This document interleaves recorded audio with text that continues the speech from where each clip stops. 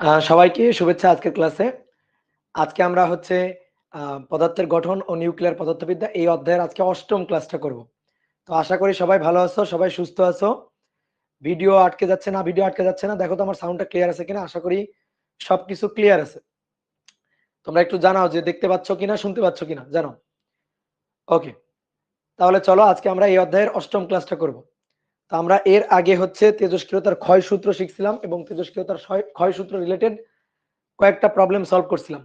তো আজকে আমরা তেজস্ক্রিয় ক্ষয় সূত্রের কয়েকটা প্রবলেম তো সলভ করবই, তাছাড়া আমরা নতুন আরেকটা টপিকও আলোচনা করব, অর্থাৎ নিউক্লিয়ার যে বিক্রিয়াগুলা, এই বিক্রিয়াগুলা লেখা শিখবো আমরা। বিভিন্ন ধরনের বিক্রিয়ার হিসাব নিকাশ আমরা আজকের ক্লাসে জানবো। সাউন্ড ঠিক আছে? ওকে ওকে, সবকিছু ক্লিয়ার।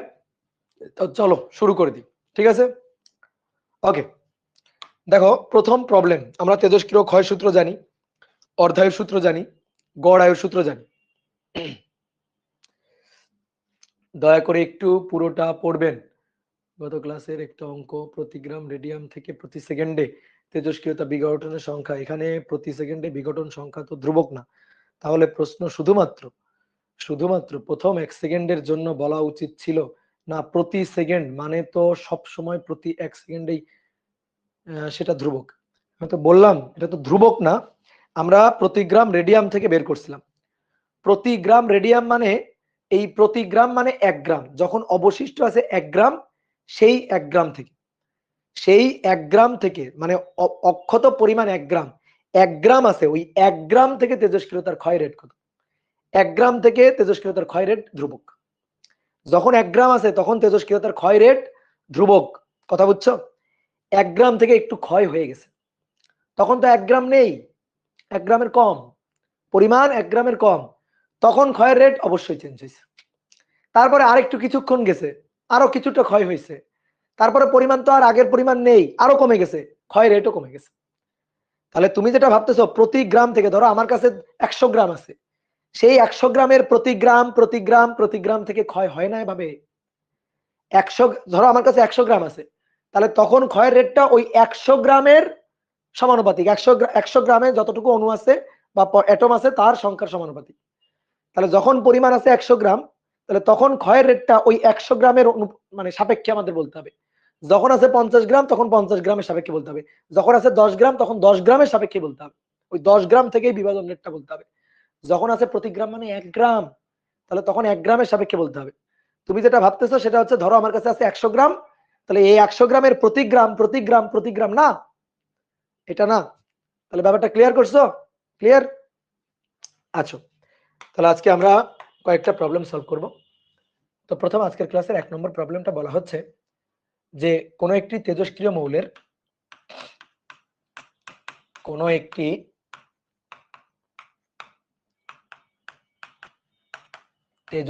মৌলের মৌলের 280 দিন পর সক্রিয়তা,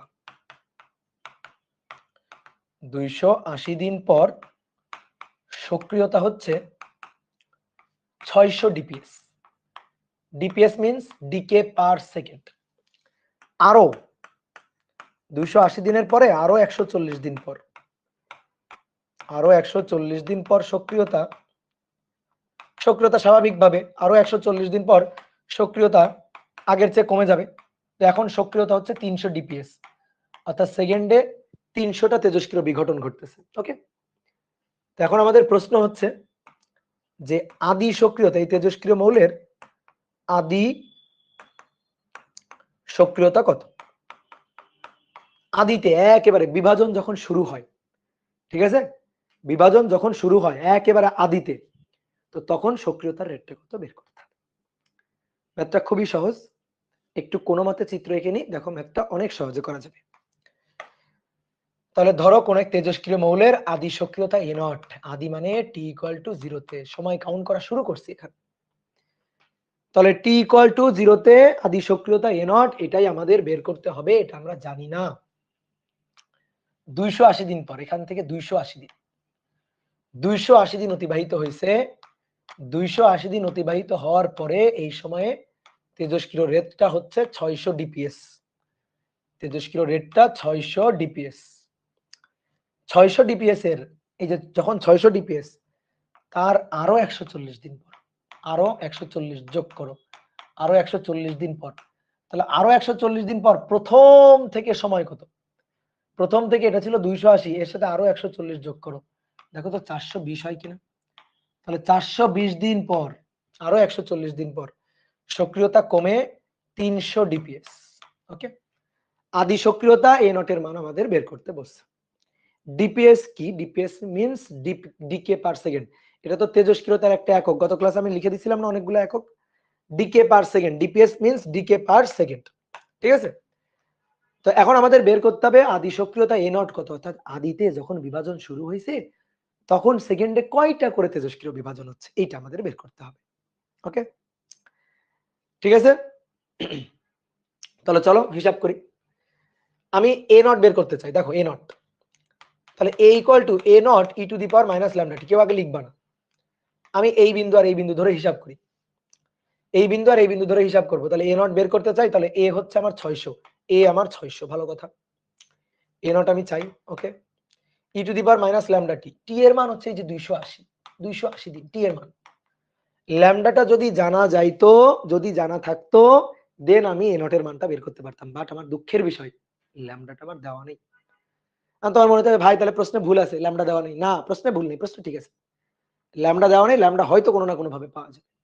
অনেকে বলতে ভাই আপনি এই বিন্দু আর এই বিন্দু কেন নিলেন? আমি ধরেন এই বিন্দু আর এই বিন্দু নিব, কোনো আপত্তি নেই আমার।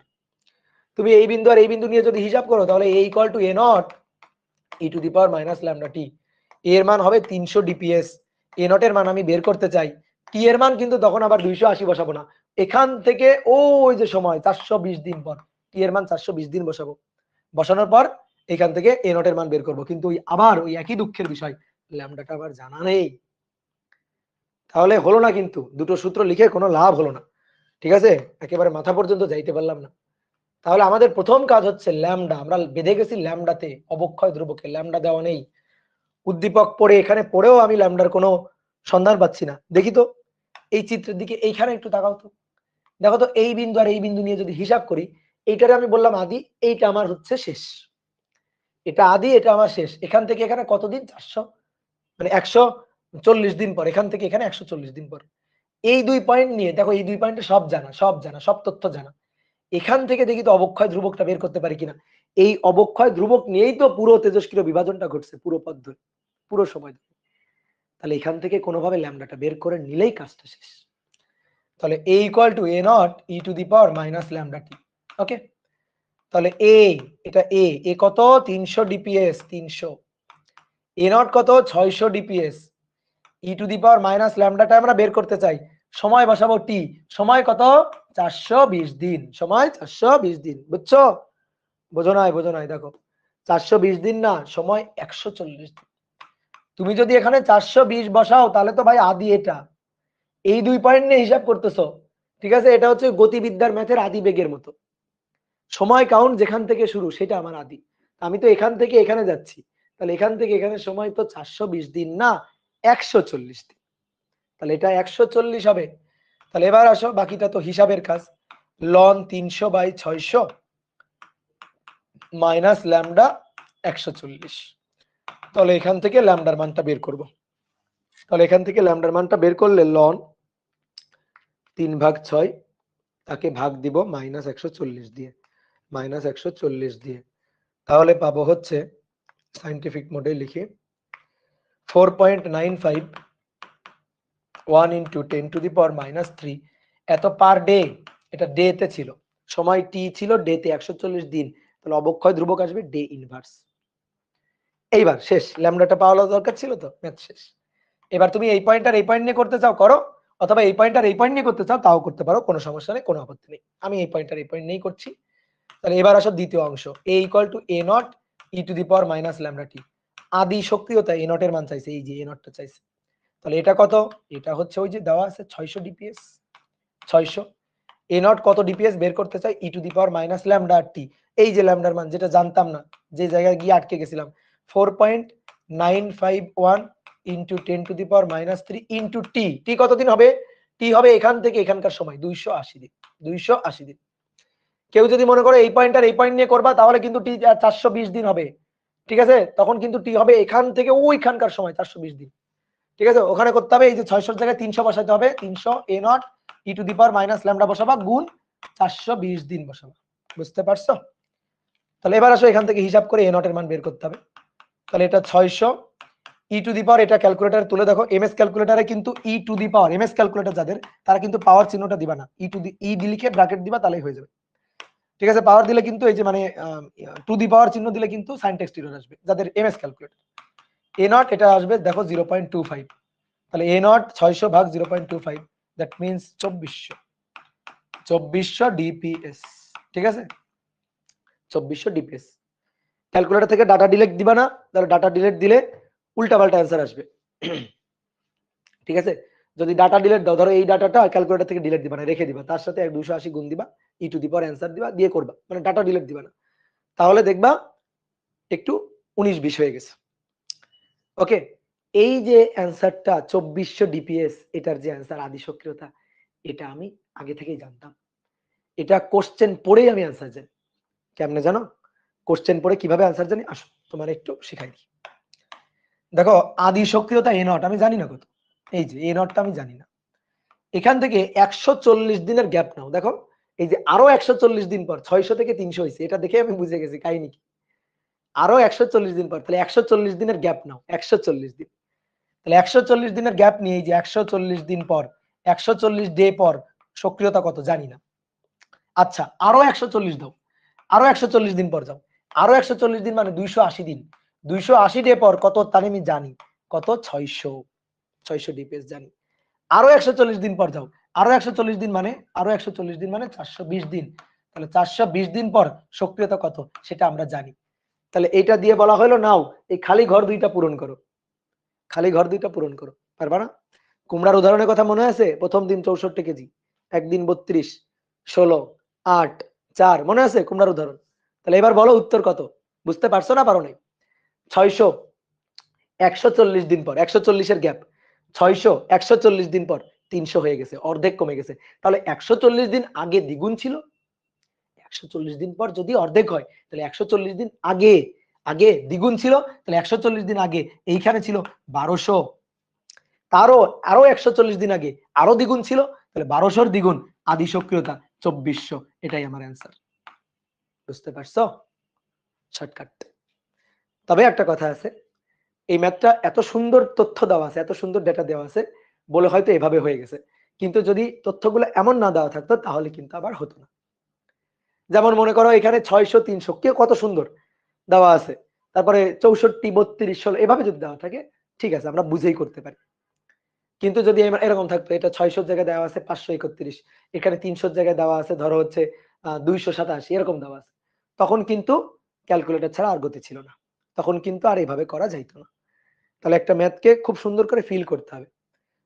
মানে ফিজিক্সের প্রবলেম গুলো হচ্ছে ছবির মতো, চোখের সামনে ঘটনা ভাসে, তুমি যত বেশি টপিক ফিল করতে পারবা, যত বেশি টপিকের ভিতরে ঢুকতে পারবা, দেখবা কঠিন কঠিন ক্যালকুলেশন চোখের সামনে ঘটে যাচ্ছে। বুঝলা? ওকে, নেক্সট আসো, এটা দেখি একটা এমসিকিউ টাইপ কোশ্চেন, তোমরা এটার অ্যান্সার করবা।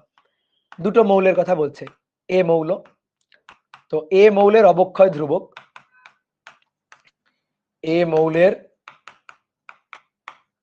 অবক্ষয় ধ্রুবক 25 ল্যামডা। ঠিক আছে, 25 ল্যামডা, ল্যামডা না 25 ল্যামডা। বি মৌলের অবক্ষয় ধ্রুবক, বি মৌলের অবক্ষয় ধ্রুবক 16 ল্যামডা। আদিতে এ ও বি এর অ্যাটম সেম, আদিতে এ ও বি এর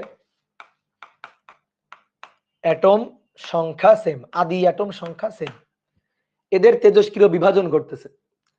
আমাদের বলছে t equal to 1 divided by A lambda, এত সময় পর, এত সময় পর N B divided by N A, অর্থাৎ অবশিষ্ট বি এবং এ মৌলের অবশিষ্ট অ্যাটমের সংখ্যার অনুপাত, অবশিষ্ট অ্যাটম সংখ্যার অক্ষত অ্যাটম সংখ্যার অনুপাত N B N B N A, এই অনুপাত ই হলে এ সমান সমান কত?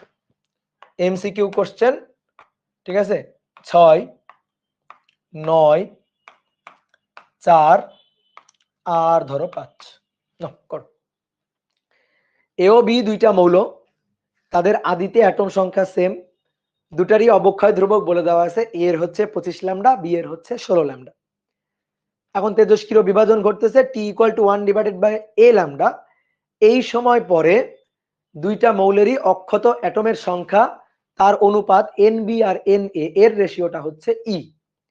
তাহলে তোমার এখন এখান থেকে বের করতে হবে এই যে এ আছে না, টি সমান সমান এত সময় পর বলছি না, সেই টি এর এখানে যে এ আছে সেই এটা কত হবে, এটা কত হবে। দেখো অনেকে করে ফেলছে, ঠিক আছে, অনেকে বলছে 9 9 9। ঠিক আছে, দেখো খুবই সহজ, অ্যান্সার হচ্ছে 9। কেমনে বললাম, এটা কত 25, এটা কত 16। যখন কিছু পারবা না, বুঝছো, যখন মনে করো পরীক্ষায় অনেক সময় পারতেছো না কিছু, তখন এই কাজগুলা করবা। এটা 25 আর এটা 16, বিয়োগ করো 9, বিয়োগ করলে কত 9, অ্যান্সার 9, শেষ। ঠিক আছে, কিভাবে বললাম, আসলে হিসাব নিকাশও এরকম কিছু একটা হয়েছে, বিয়োগ করে 9, 25 আর 16 বিয়োগ করে কত 9, ওই অ্যান্সারটা 9। এবার আসো আমরা করে করে উত্তরটা দিব, আসো। তাহলে আমরা কোন মৌলের তেজস্ক্রিয় বিভাজনের জন্য সূত্র তো এটাই লিখি, n = n0 e to the power minus lambda t. তাহলে এ মৌলটার জন্য অক্ষত অ্যাটম সংখ্যা Na, এটা হচ্ছে আদি অ্যাটম সংখ্যা n0, E to the power minus ল্যামডার জায়গায় অবক্ষয় ধ্রুবক 25 ল্যামডা, তাহলে মাইনাস ল্যামডার জায়গায় হবে 25 ল্যামডা ইনটু টি। ওকে, বি মৌলের জন্য যদি লিখি তাহলে অক্ষত অ্যাটম বি মৌলের জন্য nb, সেটাও হবে n0 E to the power minus 16 lambda into হচ্ছে টি। বুঝতে পারছো, দুই ক্ষেত্রে n0 n0 কেন দিলাম, কারণ বলছে আদিতে তাদের অ্যাটম সংখ্যা সমান, এই কারণে দুই ক্ষেত্রে n এর জন্য n0 আদি, nb এর জন্য n0 আদি। এবার এই দুইটা সমীকরণ দেখে তোমার কি করতে ইচ্ছা করতেছে, ভাগ করতে ইচ্ছা করতেছে, তাই না, ভাগ করতে ইচ্ছা না করলেও তোমার করতে হবে, কারণ রেশিও nb বাই na। তাহলে এবার আসো ratio nb divided by na, তাহলে ভাগ করে দিব, n0 n0 কাটাকাটি, e to the power minus 16 lambda t divided by e to the power minus 25 lambda t. তো nb ডিভাইডেড বাই na রেশিওটা হচ্ছে ই, আর এখানে দেখো ই টু দি পাওয়ার উপরে মাইনাস 16, এটা উপরে যাবে, এটা উপরে গিয়ে মাইনাস 16 আর প্লাস 25, তাহলে মাইনাস 16 প্লাস 25 বলো কত হয়, তাহলে 9 lambda T. E to the পাওয়ার কিছু নেই মানে কত আছে 1, তাহলে এবার e to the power 1 e to the power 9 lambda t. তাহলে এবার ওই যে সূচকের সমীকৃত করো, তাহলে করলে 9 ল্যামডা টি এটা সমান সমান 1, তাহলে অতএব টি সমান সমান কত 1 ডিভাইডেড বাই 9 ল্যামডা। আমাদের বলে দেওয়া ছিল টি সমান সমান, আমাদের বলে দেওয়া ছিল টি সমান সমান 1 ডিভাইডেড বাই এ ল্যামডা। সমান চিহ্নের সাথে সমান চিহ্ন, টি এর সাথে টি, 1 এর সাথে 1, দাগ চিহ্নের সাথে দাগ, ল্যামডার সাথে ল্যামডা মিলাইলে এ এর সাথে কি পাওয়া যায় বলো, এর সাথে কি পাওয়া যায়, এই যে এর সাথে কি পাওয়া যায়, তাহলে তুলনা করে অতএব এ সমান সমান 9, এ সমান সমান 9, তাহলে অ্যানসার হচ্ছে এটা। বুঝছো, বলো বুঝতে পেরেছো কিনা, সহজ না, অনেক সহজ, গুড। ই টু দি পাওয়ার কেমনে আসলো, এই মার্ক দিব, x মানে কি, x মানে x টু দি পাওয়ার 1, এই ই টু দি পাওয়ার 1 কেমনে আসলো, nb বাই na মানে তো ই, তো ই টু দি পাওয়ার কত, কিছু নেই মানে কত 1, এটা আবার কেমন প্রশ্ন, ই টু দি পাওয়ার 1 কেমনে আসলো। এবার আসো 3 নম্বর। 3 নম্বর দেখো, এটা কিন্তু খুব সুন্দর, তোমাদের একটা মহাস্থানগড়ের ম্যাথ করাইছিলাম মনে আছে, মহাস্থানগড়ের আকরিকের, ওই যে সরি আকরিক বলতেছি, মহাস্থানগড়ের প্রাচীন সভ্যতার বয়স কত, ঠিক ওই টাইপের আরেকটা ম্যাথ। বলা হচ্ছে যে একটি আকরিকে আকরিক পাওয়া গেছে, তো সেই আকরিকে ইউরেনিয়াম ও লেডের অনুপাত, ইউরেনিয়াম ও লেডের অনুপাত 3:1, ইউরেনিয়াম ও লেডের অনুপাত 3:1। আদিতে পুরোটাই, আদিতে এই আকরিকের পুরোটাই ইউরেনিয়াম ছিল, আদিতে পুরোটাই ইউরেনিয়াম ছিল, তাহলে আদিতে পুরোটা ইউরেনিয়াম ছিল, এখন ইউরেনিয়াম আর লেডের অনুপাত 3:1। তাহলে ভাবো তো ঘটনা কি করতেছে, ভাবো ইউরেনিয়ামের অর্ধায়ু 4.3 ইন্টু 10 টু দি পাওয়ার 3 এত ইয়ার, এটা হচ্ছে ইউরেনিয়ামের অর্ধায়ু। তাহলে বলা হচ্ছে এই যে আকরিকটা, এই আকরিকটার বয়স কত, আকরিকটির বয়স কত, কত বছর ধরে এই তেজস্ক্রিয় বিভাজন ঘটতেছে। আমি ধরো একটা আকরিক প্রকৃতিতে পাইলাম, তাড়াতাড়ি দৌড়িয়ে ল্যাবে নিয়ে গেলাম, ল্যাবে নিয়ে গিয়ে টেস্ট করে দেখলাম কি এটাতে দুইটা মৌল আছে, ইউরেনিয়াম আছে, লেড আছে। তো আমরা এক্সপেরিমেন্ট করে দেখলাম ইউরেনিয়াম আর লেডের অনুপাত 3:1, ইউরেনিয়ামের পরিমাণ আর লেডের পরিমাণের অনুপাত 3:1। এবং কিছুক্ষণ অবজার্ভ করে দেখলাম আস্তে আস্তে আস্তে আস্তে এটা আসলে লেডে পরিণত হচ্ছে। ঠিক আছে, তুমি বলতে পারো ভাই আপনি বুঝলেন কেমনে? ওই যে বলা হচ্ছে আদিতে পুরোটাই ইউরেনিয়াম ছিল, তাহলে আস্তে আস্তে সেটা কিসে পরিণত হচ্ছে? লেডে পরিণত হচ্ছে। আদিতে তো পুরোটাই ইউরেনিয়াম ছিল, তাহলে আস্তে আস্তে লেডে পরিণত হচ্ছে। না হলে লেড আসলো কিভাবে? ওই যে লেড, ইউরেনিয়াম আর লেডের অনুপাত 3:1, আদিতে পুরোটাই ছিল ইউরেনিয়াম, আস্তে আস্তে আস্তে আস্তে লেডে পরিণত হচ্ছে। তো এখন আমাদের বলছে যে ইউরেনিয়ামের যদি অর্ধায়ু এত হয়, তাহলে এই আকরিকটা কত বছর আগের আকরিক, কত বছর ধরে তেজস্ক্রিয় বিভাজন হচ্ছে, আকরিকটার বয়স কত। ঠিক আছে, ওকে, তাহলে চলো দেখি হিসাব করি, খুবই সহজ। ধরো এইটা হচ্ছে আকরিকটা, আদিতে পুরোটা ইউরেনিয়াম ছিল। এখন এই যে আমি যখন পাইছি তখন অবস্থা হচ্ছে এইটা, এই যে যখন পাইলাম তখন এখানে দেখলাম কি, দেখো 3:1 ইউরেনিয়াম আর লেড, তার মানে 3 ভাগ ইউরেনিয়াম 1 ভাগ লেড। তাহলে একটু ভাগ করি তো, টোটাল 4 ভাগ করি।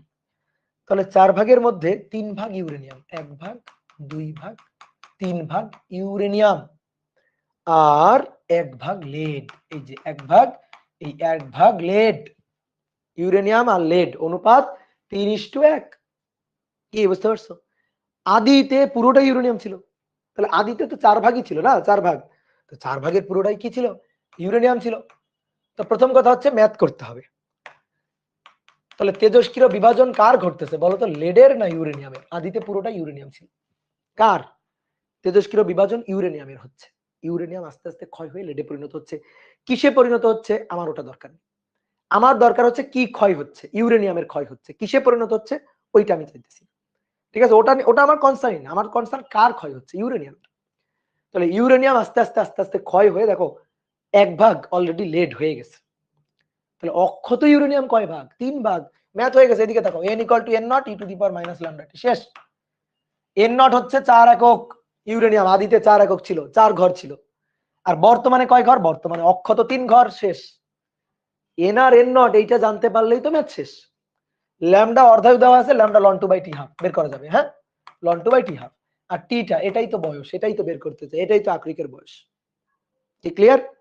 তাহলে আসো আমরা এবার, ম্যাথ কিন্তু হয়ে গেল, এবার আমরা একটু হিসাব নিকাশ যদি করতে চাই। ইউরেনিয়ামের ক্ষয় হচ্ছে, ইউরেনিয়ামের বিভাজন হচ্ছে, তাহলে ইউরেনিয়ামের অক্ষত কতটুকু আর ইউরেনিয়ামের আদি কতটুকু এটা নিতে হবে। তো এখানে আমার পরিমাণ টরিমাণ নেই, অনুপাতটা আছে, অর্থাৎ আদিতে 4 ভাগ ইউরেনিয়াম, এখন বর্তমানে অক্ষত 3 ভাগ আছে ইউরেনিয়াম। তারপরে যদি চাও যে ভাই আমি লিখবো কি, কিভাবে লিখে টিকে করবো, তাহলে তুমি এভাবে একটু লিখতে লিখতে পারো। ঠিক আছে, মূল ম্যাথ কাঠামোটা শেষ, এবার কাঠামোর বাইরে প্রলেপ করতে হবে।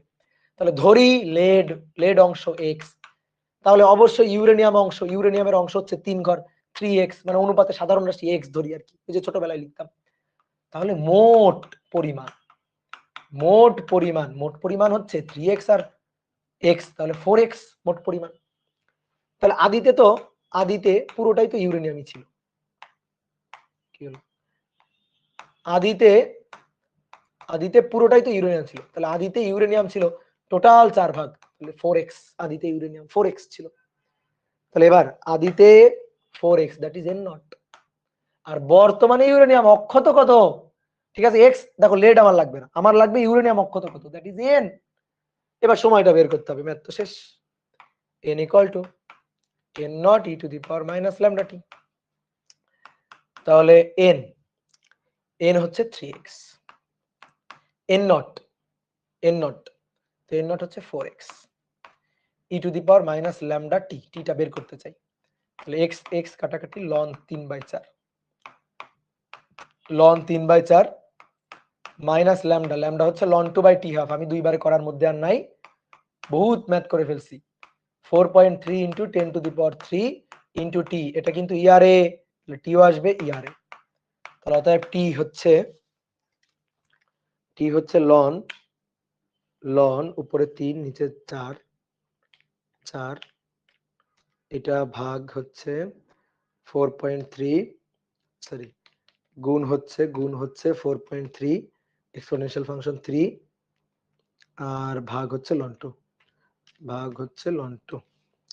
তাহলে 17.84, 1784.66 এত ইয়ার।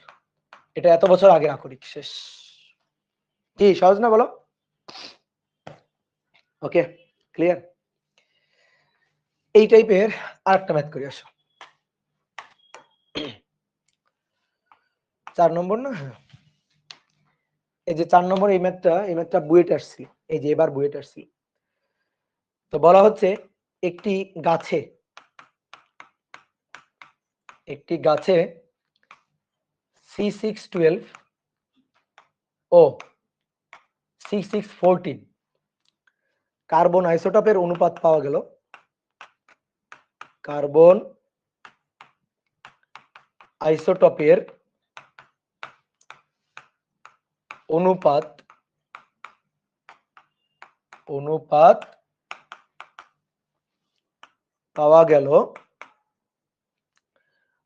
পাওয়া গেল, ধরো 1/12, 1/12 অনুপাত পাওয়া গেল 1/12। ঠিক আছে, C612 এবং C614 এর অনুপাত পাওয়া গেল 1/12। তাহলে C612 একটু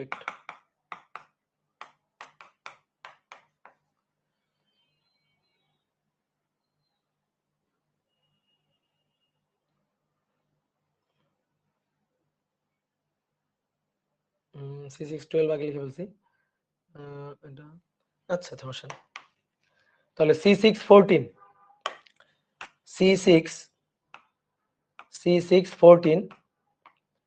এত এর অর্ধায়ু, ধরো 4500 বছর, 4500 বছর। তাহলে গাছটির বয়স কত? দেখো সেম টাইপের ম্যাথ, একেবারে সেম টাইপের ম্যাথ, কিন্তু একটু কাহিনী আছে। কি ঠিক আছে, একটু কাহিনী আছে। তাহলে আসো হিসাব নিকাশ করি। তো মনে করো এই যে এইটা হচ্ছে পরিমাণ, এইটা হচ্ছে পরিমাণ, আদি পরিমাণ। আর বর্তমানে এইটা, এই যে গাছের টুকরাই, এটা আদি আর এটা বর্তমান। এবার কি বলছে দেখো, C612 আর C614 এই দুইটা আইসোটোপের অনুপাত দেওয়া আছে, অনুপাত পাওয়া গেছে 1/12, অনুপাত পাওয়া গেছে 1/12। তাহলে C12 আর C14 এদের অনুপাত পাওয়া গেছে 1/12। এটা আমার অর্ধায়ু দেওয়া আছে 4500 বছর। কার অর্ধায়ু দেওয়া আছে? C614 অর্ধায়ু দেওয়া আছে। তাহলে C614 ক্ষয় হচ্ছে, তাহলে C614 এটা ক্ষয় হয়ে হয়ে হয়ে হয়ে আস্তে আস্তে কিসে পরিণত হচ্ছে? এটা C612 এ পরিণত হচ্ছে। তাহলে ক্ষয় হচ্ছে কার? C614। অনেক কথা ভাই এটা তো বলা নাই, যার অর্ধায়ু দেওয়া থাকবে তারই ক্ষয় হচ্ছে, বুঝে নিতে হবে, না হলে তুমি ম্যাথ করবা কিভাবে? ঠিক আছে, যার অর্ধায়ু দেওয়া থাকবে তারই ক্ষয় হচ্ছে, এটা তোমার বুঝে নিতে হবে। এটা যদি নাও দেওয়া থাকে তাহলে তোমার বুঝে নিতে হবে ওইটাই ক্ষয় হয়ে বাকিটাতে পরিণত হচ্ছে, এটা কমন সেন্স। ঠিক আছে, তাহলে এই যে C614 এর অর্ধায়ু দেওয়া আছে, তাহলে এটা ক্ষয় হয়ে C14, এটা ক্ষয় হয়ে আস্তে আস্তে C12 এ পরিণত হচ্ছে, এটা হচ্ছে অবস্থা। তাহলে এখন আমাদের বের করতে হবে গাছটির বয়স কত, টি কত, কত বছর ধরে এই ক্ষয়টা চলতেছে। দেখো আগে একটা জিনিস খেয়াল করো, আগে বলা ছিল পুরোটাই ইউরেনিয়াম, এই যে পুরো 4 ভাগই ছিল ইউরেনিয়াম, পুরো 4 ভাগই ছিল ইউরেনিয়াম। তা থেকে এখন ক্ষয় হইতে হইতে 3 ভাগ ইউরেনিয়াম 1 ভাগ লেড। কিন্তু এবার পুরোটাই C14 ছিল না, পুরোটাই C14 ছিল না, যে পুরোটাই C14 থেকে ক্ষয় হয়ে হয়ে হয়ে হয়ে হয়ে আস্তে আস্তে আস্তে আস্তে C12 হচ্ছে, এরকম না। তাহলে পুরোটাই C14 ছিল না। তো কথা হচ্ছে কেন না? জীবন্ত কোনো কিছুতে, জীবন্ত কোনো গাছ, এগুলাতে নরমালি কার্বনের এই দুটো আইসোটপ এদের অনুপাত সমান সমান থাকে, অর্থাৎ এদের অনুপাত থাকে 1:1। জীবন্ত একটা গাছে কার্বন C14 এবং C12, এটা তো আসলে তোমার এই ইনফরমেশনটা আমি ধরে নিব তোমার জানা লাগবে আর কি। এটা প্রশ্নে বলে দিলে খুব ভালো করতো, কিন্তু এই যে এবার কিন্তু বইটা আসছে, প্রশ্নে কিন্তু বলে দেয়নি। ঠিক আছে, তবে এই ম্যাথটা নিয়ে অনেক দ্বিমত আছে। ইসাক স্যারের বইতে এই ম্যাথটা করা আছে, বাট আমার মনে হয় ওটা ভুল করা আছে, ওটা ঠিক করা নেই।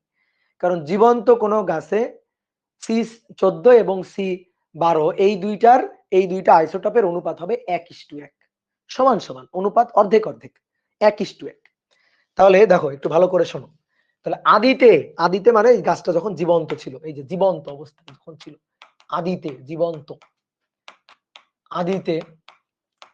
আদিতে এই দুইটা আইসোটপের C14 আর C12 এই দুইটা আইসোটপ সমান সমান ছিল, অর্ধেক অর্ধেক ছিল, অর্ধেক অর্ধেক একেবারে।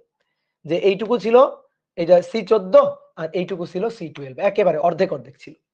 কিন্তু এখন কি হয়েছে, বর্তমানে কি হয়েছে, বর্তমানে তাহলে এই জিনিসটা আমরা বলে দেওয়া না থাকলেও জানি। আরেকবার বলি, বলো। আদিতে মানে জীবন্ত অবস্থায় কোনো গাছে এই দুইটা আইসোটপের অনুপাত কত থাকে, বলে দেওয়া নেই, তারপর আমি জানি। ঠিক আছে, আজকে থেকে মনে করো বলে দেওয়া নেই, তাও তুমি জানো যে জীবন্ত কোনো গাছে কার্বনের দুইটা আইসোটপের অনুপাত, যদি এরকম কার্বন আইসোটপের ম্যাথ থাকে তাহলে বুঝে নিবা দুইটা আইসোটপের অনুপাত 1:1, সমান সমান 1:1। তো এই ইনফরমেশনটা দেওয়া থাকলে খুব ভালো হতো, কিন্তু দেওয়া নেই, তাহলে আমরা মনে মনে জানি এটা। ঠিক আছে, এটা কিন্তু মাথায় রাখতে হবে। ইসাক স্যারের বইতে কিন্তু এই প্রবলেমটা আছে, কিন্তু ভুল সলভ দেওয়া আছে, ঠিকঠাক সলভ দেওয়া নেই। তাহলে আসো, বর্তমানে কার্বন 12 এই আইসোটপটা 1 ভাগ, আর কার্বন 14 এই আইসোটপটা 12 ভাগ আছে। ঠিক আছে, এটা 1 ভাগ আর এটা 12 ভাগ, তাহলে টোটাল 13 ভাগ করি আগে।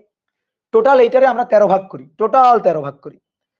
তাহলে টোটাল 13 ভাগ করে, ধরো টোটাল 13 ভাগ করব, 1 ভাগ, 2 ভাগ, 3 ভাগ, 4 ভাগ, 5 ভাগ, 6 ভাগ, 7 ভাগ, 8 ভাগ, 9 ভাগ, 10 ভাগ, 11 ভাগ, 12 ভাগ, 13 ভাগ, টোটাল 13 ভাগ করছি। ভালো করে দেখো, টোটাল এই 13 ভাগের মধ্যে কার্বন 12 আছে 1 ভাগ, কার্বন 12 কালি দিয়ে লিখি এটা, কার্বন 12 এইটা আছে মাত্র 1 ভাগ। এই যে এটা হচ্ছে C12, কার্বন 12 আছে মাত্র 1 ভাগ, C12। আর বাকি সবগুলো, বাকি এই যে সবগুলো, এইটা এইটা এইটা, এই যে বাকি সবগুলো আর কি, বাকি সবগুলো এগুলাকে আর মার্ক না করি, তাহলে বাকি সবগুলো অর্থাৎ বাকি 12 ভাগ, এটা হচ্ছে C14। ঠিক আছে, এটা হচ্ছে C14। তাহলে C14 12 ভাগ আছে আর C12 1 ভাগ আছে। তাহলে আদিতে অর্ধেক অর্ধেক ছিল, আদিতে ছিল অর্ধেক অর্ধেক। ঠিক আছে, আদিতে অর্ধেক অর্ধেক ছিল। এখন কি হয়েছে, এখন C14 এইটা আছে হচ্ছে, ওহো একটু ভুল হয়ে গেছে, মানে একটু ভুল করে ফেলছি আমি। অর্ধায়ুটা আসলে C14 হবে না, C12 হবে। অর্ধায়ুটা হবে C12, C12, C612 এর অর্ধায়ুটা হবে, C612 এর অর্ধায়ুটা হবে। ঠিক আছে, একটু উল্টে গেছে আর কি। তাহলে ক্ষয়টা হচ্ছে C12, এইটা আস্তে আস্তে ক্ষয় হয়ে C14 হচ্ছে, বা ধরো কোনটা ক্ষয় হচ্ছে না হচ্ছে এটা আমরা এই চিত্র দেখলেই বুঝবো। তাহলে এবার আসো দেখো, এই যে এই 12 ভাগ, এই 12 ভাগ হচ্ছে কার্বন 14। তাহলে আদিতে দেখো, আমি তো টোটাল 13 ভাগ করছি, টোটাল 13 ভাগ যেহেতু অনুপাত দেওয়া আছে 1/12, তাহলে টোটাল আমি 13 ভাগ করছি, টোটাল 13 ভাগ। তাহলে টোটাল যদি 13 ভাগ করা হয়, তাহলে এইটা হচ্ছে মানে এইটারে যদি এরকম ভাগ করি, তাহলে এইটা হচ্ছে 13 ভাগের অর্ধেক। তো 13 ভাগের অর্ধেক মানে 6.5 ভাগ, 6.5 ভাগ। আর এইটা হচ্ছে বাকি অর্ধেক, এটা 6.5 ভাগ, আর এইটা হচ্ছে 6.5 ভাগ, 13 ভাগের অর্ধেক অর্ধেক। ঠিক আছে, বুঝতে পারছো, এটা 6.5, এটা 6.5, এই যে অর্ধেক অর্ধেক। তাহলে আগে C14 ছিল 6.5 ভাগ, আগে C12 ছিল, প্রথমে সমান সমান ছিল, তাহলে C12 ছিল 6.5 ভাগ। এবার ক্ষয় হচ্ছে কার, দেখো কমতেছে কে, C12 কমে যাচ্ছে, C12 কমে যাচ্ছে, আর C14 বেড়ে যাচ্ছে। তাহলে C12 ক্ষয় হয়ে C14 পরিণত হচ্ছে, C12 ক্ষয় হয়ে 14 এটাতে পরিণত হচ্ছে, C12 এর ক্ষয় হচ্ছে। তাহলে তেজস্ক্রিয় ক্ষয়টা কার হচ্ছে? C12 এর ক্ষয় হচ্ছে, কার্বন 12 যেটা সেটারই ক্ষয় হচ্ছে। কি ক্লিয়ার? বুঝতে পারছো? তাহলে আমি একটু আরেকবার একটু রিপিট করি। জীবন্ত কোনো গাছে দুইটা কার্বন C14 এবং কার্বন C12 এদের আইসোটোপের অনুপাত 1:1 হয়, সমান সমান থাকে, অর্ধেক অর্ধেক থাকে। তো তুমি কিছুক্ষণ পর একটা গাছ পাইছো, মনে করো মাটির নিচে গাছটা চাপা পড়েছিল, অনেক দিন পর গাছটাকে টেনে উঠাইছো, উঠানোর পরে তুমি দেখতেছো যে এটাতে কার্বন 12 আর কার্বন 14 আইসোটোপের অনুপাত 1/12। তার মানে 1/12 মানে হচ্ছে যে এইটা অনুপাতটা হচ্ছে 1:12। তাহলে 12 ভাগ এখন কার্বন 12 ভাগ কার্বন 14 আছে আর 1 ভাগ কার্বন 12 আছে। তো আদিতে তো অর্ধেক অর্ধেক ছিল, তাহলে এখন কম কোনটা আছে? কার্বন 12। আর বেশি কোনটা আছে? কার্বন 14। তাহলে কে কোনটাতে ক্ষয় হয়েছে? কে কোনটাতে ক্ষয় হয়েছে? কার্বন 12 আছে কম আর কার্বন 14 আছে বেশি, তাহলে কে কোনটাতে ক্ষয় হয়েছে? কোনটা বাড়ছে? কার্বন 14 বাড়ছে। তাহলে কার্বন 12 ক্ষয় হয়ে কার্বন 14 তে পরিণত হয়েছে। তাহলে 12 ক্ষয় হয়ে 14 তে পরিণত হয়েছে। তাহলে ক্ষয়টা কার হয়েছে? 12 এর ক্ষয় হয়েছে। তাহলে অর্ধায়ুটা দেওয়া থাকতে হবে 12 এর। বা মনে করো 12 14 দুটোরই অর্ধায়ু দেওয়া আছে, তুমি কোনটা কাজে লাগাবা সেটা তোমার বুঝে নিতে হবে। কি ক্লিয়ার? তুমি কোনটা কাজে লাগাবা সেটা তোমার বুঝে নিতে হবে। তাহলে এবার আসো আমরা হিসাব নিকাশ করে ম্যাথ করব। তাহলে n = n naught e to the power minus lambda t.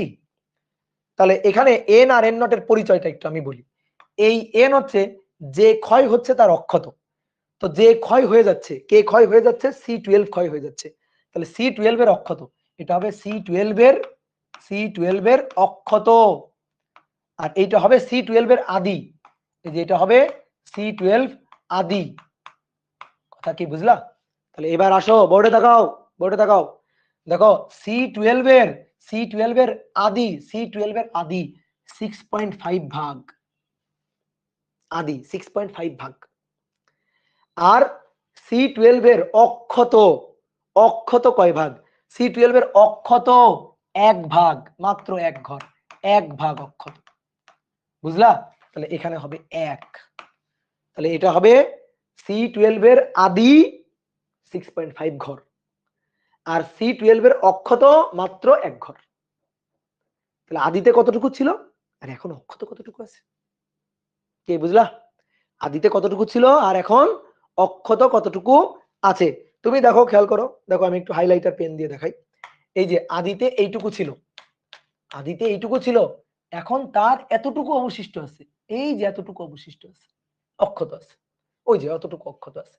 তাহলে আদিতে ছিল 6.5 ঘর, তার এখন 1 ঘর মাত্র অবশিষ্ট আছে। কি ক্লিয়ার? কথা কি বুঝতে পারছো? বোঝা গেছে? কতটুকু আদি ছিল আর কতটুকু অক্ষত আছে এটা বের করতে হবে। কি ক্লিয়ার? তুমি অনেকে কি করতে পারে যে ধরলো ভাই সমান সমান, তাহলে এটা 1 আর এটা 1 ধরলাম, তাহলে তো হলো না। তোমার তোমার হচ্ছে 12 1/12 দেওয়া আছে অনুপাত, তাহলে তুমি যদি 1 আর 1 ধরো তাহলে এখানে তো মানে এখানে একরকম হিসাব হলো, এখানে একরকম হিসাব হলো, তাহলে তো হলো না। এই কারণে এখানে যেমন হিসাব হবে এখানেও হিসাবটা তেমন হবে, এখানে যেমন হিসাবটা হবে এখানেও হিসাবটা ঠিক তেমন হিসাবটা হবে। কি কথা কি বোঝা গেছে? এখানে হিসাবটা যেমন হবে ওখানে হিসাবটা ঠিক তেমন হিসাবটা হবে। কি ক্লিয়ার? তাহলে আসো এবার মান বসাই দাও। e to the power minus lambda, e to the power minus lambda ln 2 by, চিত্র আঁকলে দেখবা ম্যাথ হয়ে গেছে, লন 2 বাই 4500 ইন্টু টি। তাহলে লন 1 ভাগ 6.5, 1 ভাগ 6.5, এটা সমান সমান minus ln 2 divided by 4500 into হচ্ছে গুণ হচ্ছে টি। তাহলে এখান থেকে আমাদের টি বের করতে হবে। কেউ একজন বলো তো আমাকে টিটা বলো, কেউ একজন আমাকে টিটা বলো। লন 1 ভাগ 6.5 এটা ভাগ লন 2 আর নিচে 4500 বছর, 4500 বছর। তাহলে এটা হচ্ছে 12,151 বছর আগের গাছ, এত ইয়ার আগের একটা গাছ। Okay clear? দাদা 1/12 আর 1/2 দিয়ে করলে হবে কি না? 1/12 আর 1/2 দিয়ে করলে হবে কিনা বুঝলাম না। 1/13, 13 ভাগের 1 ভাগ, ঠিক আছে, 13 ভাগের 1 ভাগ, আর আর এখানে 1 ভাগের 2 ভাগ, হ্যাঁ হবে, হবে না কেন? হবে। ঠিক আছে, হবে না কেন? অবশ্যই হবে, কোনো সমস্যা নেই, হবে। ঠিক আছে, 1/13 আর অবশ্যই 1/2 এইভাবে করলে হবে কিনা দেখো, আমি দেখাচ্ছি। এখানে 1/6.5, ঠিক আছে, 1/6.5, তাহলে এইটা, হ্যাঁ ঠিক আছে। দেখো এই যে এইটা তো আমি একভাবে করলাম, কেউ চাইলে এই হিসাবটা অন্য একটা ভাবে করতে পারে। কি, যে এইভাবে হিসাবটা করবে যে এখানে এখানে হচ্ছে কার্বন টোটাল কয় ভাগের কয় ভাগ, এই যে C12 টোটাল কয় ভাগের কয় ভাগ, টোটাল কয় ভাগের কয় ভাগ, টোটাল 13 ভাগের, টোটাল 13 ভাগ, 12, এটা 12 ভাগ, এটা 12 ঘর 12 ভাগ, এটা 12 ভাগ 12 ঘর, আর এটা 1 ঘর, তাহলে টোটাল হচ্ছে 13 ঘর। তাহলে 13 ভাগের মাত্র 1 ভাগ, এটা হচ্ছে অক্ত n, ঠিক আছে, 13 ভাগের 1 ভাগ অনুপাত। ওকে, এইখানে আসো, এইখানে এইখানে হচ্ছে 2 ভাগের 1 ভাগ, 2 ভাগের 1 ভাগ, তাহলে n নট কত, n নট হচ্ছে 2 ভাগের 1 ভাগ, তার মানে 1/2, 1/2। ওকে, কোনো সমস্যা নেই, এভাবে করলেও হবে।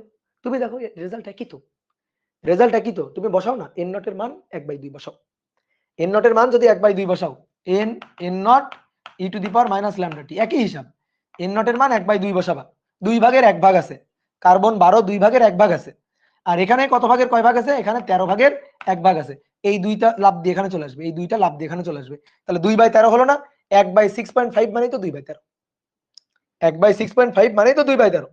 তো যেভাবে করো না কেন উত্তর তো একই আসবে, কোনো সমস্যা নেই। ওকে, হবে, এভাবে করলেও হবে, এভাবেও হবে, এটা আমি বলতে যাচ্ছিলাম। ওকে, ক্লিয়ার?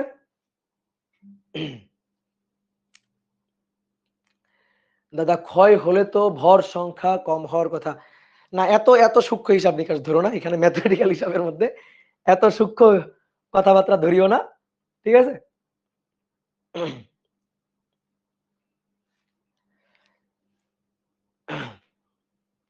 জীবন্ত অবস্থায় গাছের জন্ম থেকে বয়সটুকু হিসাব হবে না, না না, এটা হচ্ছে মারা যাওয়ার পরের বয়স, গাছ কেটে ফেলার পরের বয়স, বুঝছো?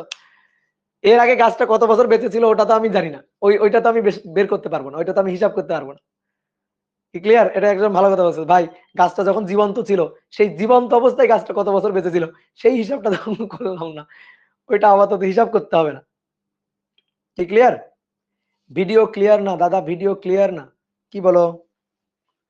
ভিডিও ঝাপসা, কি বলছো এগুলা?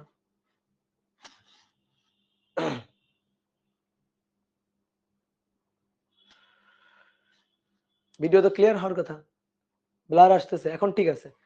আচ্ছা, হয়তো একটু নেটের সমস্যা দিছিল, ঠিক আছে, মাঝে মাঝে একটু হইতেই পারে, স্বাভাবিক। ওকে, তাহলে গেল এই একটা প্রবলেম গেল, তো দেখি আর কোন কোন প্রবলেম করানো যায়, একটু দেখি, দাঁড়ো, বয়স হয়ে যাচ্ছে বুঝলা, সবকিছু ভুলে যাচ্ছে এখন।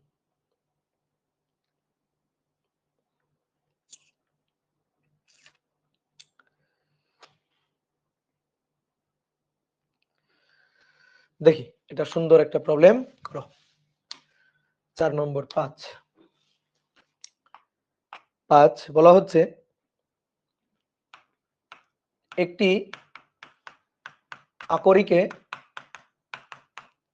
এ ও বি দুটো মৌল বিদ্যমান, এ ও বি দুটি মৌল বিদ্যমান, আদিতে তাদের ভর সেম, আদিতে তাদের ভরের পরিমাণ, আদিতে তাদের ভরের পরিমাণ সেম, আদিতে তাদের ভরের পরিমাণটা সেম, আর এম এ এম বি আণবিক ভরের অনুপাত 1/2, আর অর্ধায়ু টি হাফ এ 4 সেকেন্ড, আর টি হাফ বি এটা 8 সেকেন্ড, দুটো অর্ধায়ু দেওয়া আছে। তো বলছে 16 সেকেন্ড পর, 16 সেকেন্ড পর এদের অক্ষত অ্যাটম সংখ্যার অনুপাত, এন এ আর এন বি অক্ষত অ্যাটম সংখ্যার অনুপাত কত, এটা বের করতে হবে। তো দেখো এটা সুন্দর একটা প্রবলেম। একটা তেজস্ক্রিয় আকরিক, সেখানে দুটো মৌল বিদ্যমান, দুটো মৌল বিদ্যমান। ধরো এই যে তেজস্ক্রিয় আকরিক, এখানে দুটো মৌল বিদ্যমান, এ আর বি, দুটো মৌল বিদ্যমান। আদিতে এদের ভরের পরিমাণ সেম, ভরের পরিমাণ, ভর হচ্ছে এম এ, ভর হচ্ছে এম বি, আদিতে এটা সেম, আদিতে সেম সেম ভর আছে, অর্ধেক অর্ধেক ভর আছে ধরো। তো বলা হচ্ছে আদিতে এদের ভরের পরিমাণ সেম এবং এদের অর্ধায়ুর রেশিও, অর্ধায়ুর রেশিও, তো অর্ধায়ুর রেশিও, সরি, অর্ধায়ুর মান 4 সেকেন্ড ও 8 সেকেন্ড যথাক্রমে অর্ধায়ু বলে দিছে। বলা হচ্ছে আণবিক ভরের অনুপাত, আণবিক ভর, আণবিক ভর ক্যাপিটাল লেটার এম দিয়ে আণবিক ভর বোঝানো হচ্ছে এ এর আণবিক ভর বি এর আণবিক ভরের অনুপাত 1/2।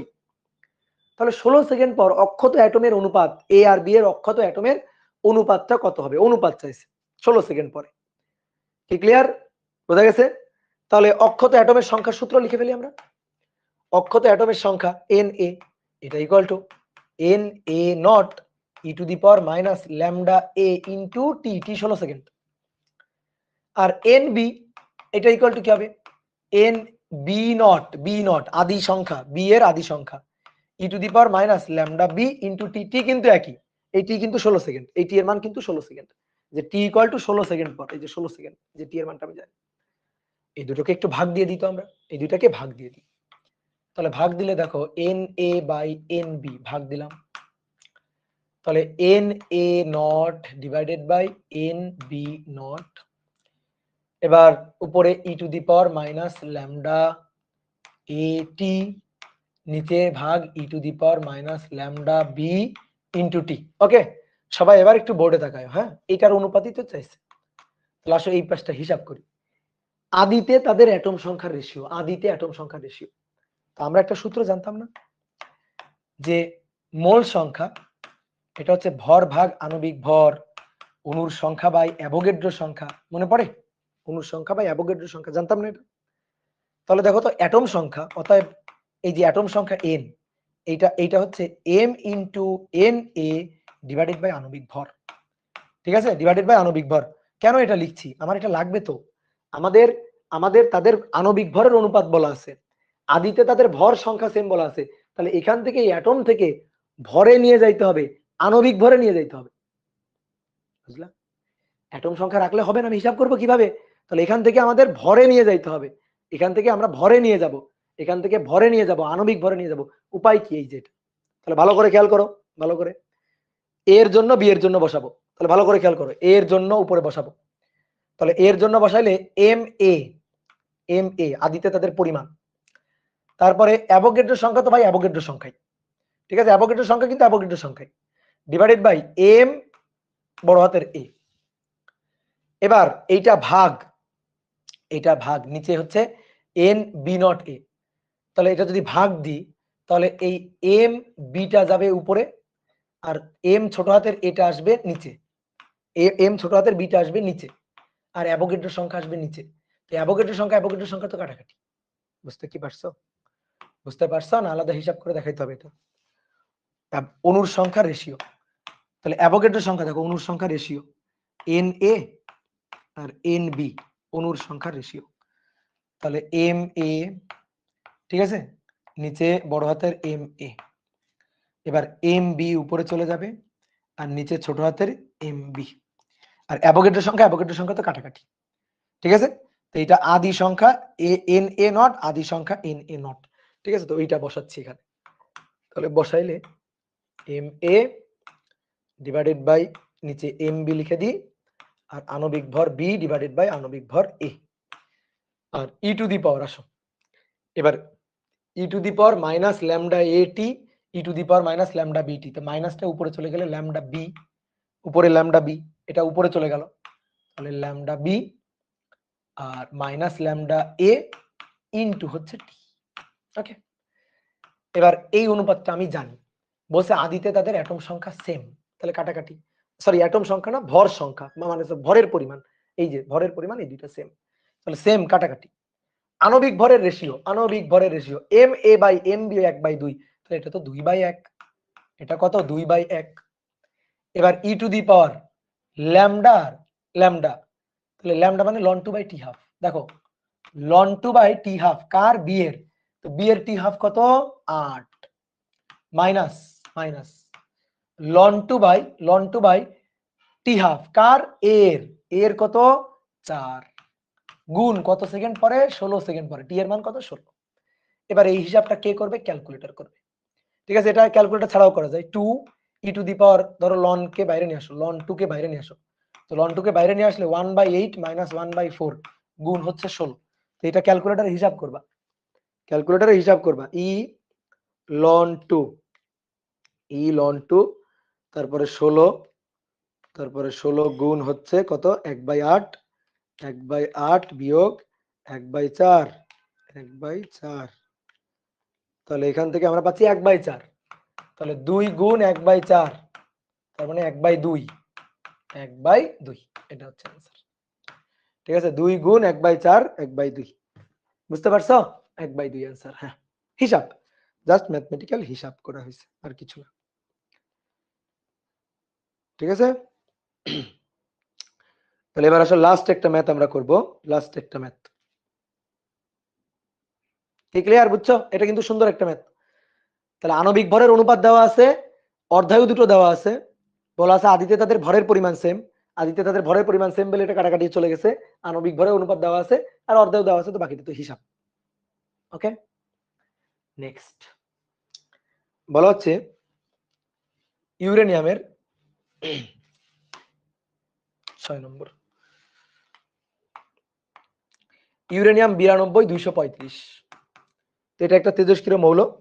বলা হচ্ছে এর প্রাথমিক পরিমাণ 3 মিলিগ্রাম, এর প্রাথমিক পরিমাণ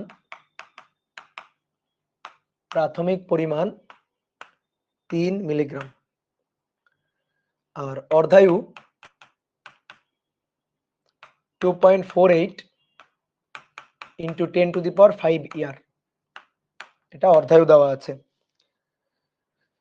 তো কোশ্চেন দুটো, একটা হচ্ছে ৬২,০০০ বছর পর অবিকৃত ইউরেনিয়াম কতটুকু থাকবে, আর 2 নম্বর ওই সময়ে, ওই ৬২,০০০ বছর পর ওই সময়ে অর্থাৎ ওই মুহূর্তে তেজস্ক্রিয় ক্ষয়ের হার, ইউরেনিয়ামের তেজস্ক্রিয় ক্ষয়ের হার ওই সময় ৬২,০০০ বছর পরে গিয়ে তেজস্ক্রিয় ক্ষয়ের হারটা কত। ঠিক আছে, ৬২,০০০ বছর পরে গিয়ে তেজস্ক্রিয় ক্ষয়ের হারটা কত, এটা আমাদের বের করতে হবে। তো চলো দেখি, হিসাব করি। ইউরেনিয়াম আছে 3 মিলিগ্রাম, 3 মিলিগ্রাম এতটুকু পরিমাণ ইউরেনিয়াম আছে, এটা আদি পরিমাণ, আদি পরিমাণ T0। এবার এখান থেকে তেজস্ক্রিয় ক্ষয় হবে কত বছর পর, ৬২,০০০ বছর পর, ক্ষয় হয়ে কতটুকু অবশিষ্ট থাকলো। তাহলে টি হচ্ছে ৬২,০০০ বছর, এত বছর পর অবিকৃত পরিমাণ এন, এটা আমাদের বের করতে বলছে, যেহেতু ভর দেওয়া আছে তাহলে এটা এম বলি, এম আমাদের বের করতে বলছে। তাহলে এটা কি দেওয়া আছে, এটা আমাদের দেওয়া আছে এম নট। তাহলে আসো হিসাব, M equal to M naught e to the power minus lambda t. 1 নম্বর হিসাব করছি। তাহলে অবিকৃত পরিমাণ কত সেটা আমাদের বের করতে হবে, অক্ষত কতটুকু থাকবে এটাই তো বের করতে চাইছি। তাহলে এম নট হচ্ছে 3 মিলিগ্রাম, ঠিক আছে 3 মিলিগ্রাম। তো তুমি যদি মিলিগ্রামে অ্যান্সার রাখতে চাও ওকে রাখতে পারো, কোনো সমস্যা নেই, কিন্তু মিলিগ্রামে যদি অ্যান্সার রাখতে চাও তো রাখতে পারো, কোনো সমস্যা নেই। ধরো আমি 3 মিলিগ্রামে রাখবো, e to the power minus lambda ln 2 by t half, ln 2 by t half, t half কত দেওয়া আছে 2.48 ইন্টু 10⁵ এত ইয়ার। ওকে, টি ৬২,০০০ বছর, ৬২,০০০। তাহলে এবার এখান থেকে হিসাব, তাহলে e to the power minus ln 2 গুণ ৬২,০০০ 2.48 এক্সপোনেনশিয়াল ফাংশন 5, যা হবে এর সাথে গুণ হচ্ছে 3, তাহলে 2.5226 আরো আছে এত মিলিগ্রাম, এই যে এত মিলিগ্রাম অবিকৃত থাকবে। কতটুকু ক্ষয় হয়ে যাবে, তাহলে 3 থেকে এটা বাদ দিলে ততটুকু ক্ষয় হয়ে যাবে। এবার বলছে ওই সময় ভাঙন রেটটা কেমন, ওই সময় ভাঙনের হারটা কেমন। যে কোনো সময় তেজস্ক্রিয় ভাঙনের হার ওই সময়ের অক্ষত পরমাণু সংখ্যার সমানুপাতিক। তাহলে ওই সময়ে বিভাজন রেটটা চাইছে, এই যে ৬২,০০০ বছর পর এইখান থেকে সেকেন্ডে কত ডিপিএস ক্ষয় হচ্ছে আর কি, এটা আমাদের বের করতে বলছে। ওই সময়ের বিভাজন রেটটা বের করতে বলছে। ওই সময়ের বিভাজন রেট ডিএনডিটি, ওই সময়ের বিভাজন রেটটা। তো এই সময়ের বিভাজন রেটটা বের করব এই সময়ের অক্ষত পরমাণু সংখ্যার এন এর সমানুপাতিক। তাহলে 2 নম্বর আসো, ডিএনডিটি বের করব। তো ডিএনডিটি এটা ইকুয়াল টু কি মাইনাস ল্যামডা এন। তো আমরা শুধু মানের বিবেচনায় মাইনাসকে ফেলে দিয়ে ল্যামডা এন এটা হিসাব করব। তো ডিএনডিটি আমাদের হার লাগবে, ডিএনডিটি হার ল্যামডা হচ্ছে ln 2/t হাফ, ঠিক আছে, ল্যামডা হচ্ছে ln 2/t হাফ, এন হচ্ছে অক্ষত পরমাণু সংখ্যা।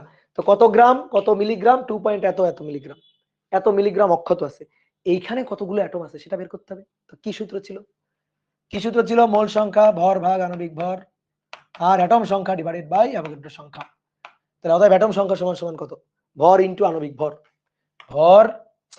ভর ইনটু অ্যাভোগাড্রো সংখ্যা ডিভাইডেড বাই আণবিক ভর। নাও এবার মান বসাই দিলে কাজ শেষ।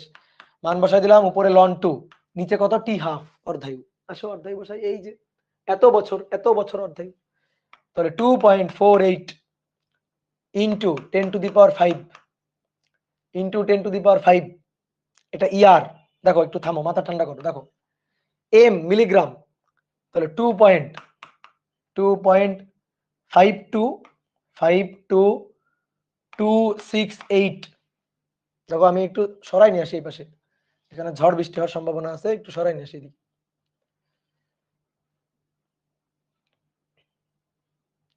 হবে এতটুকু তো, হ্যাঁ হবে।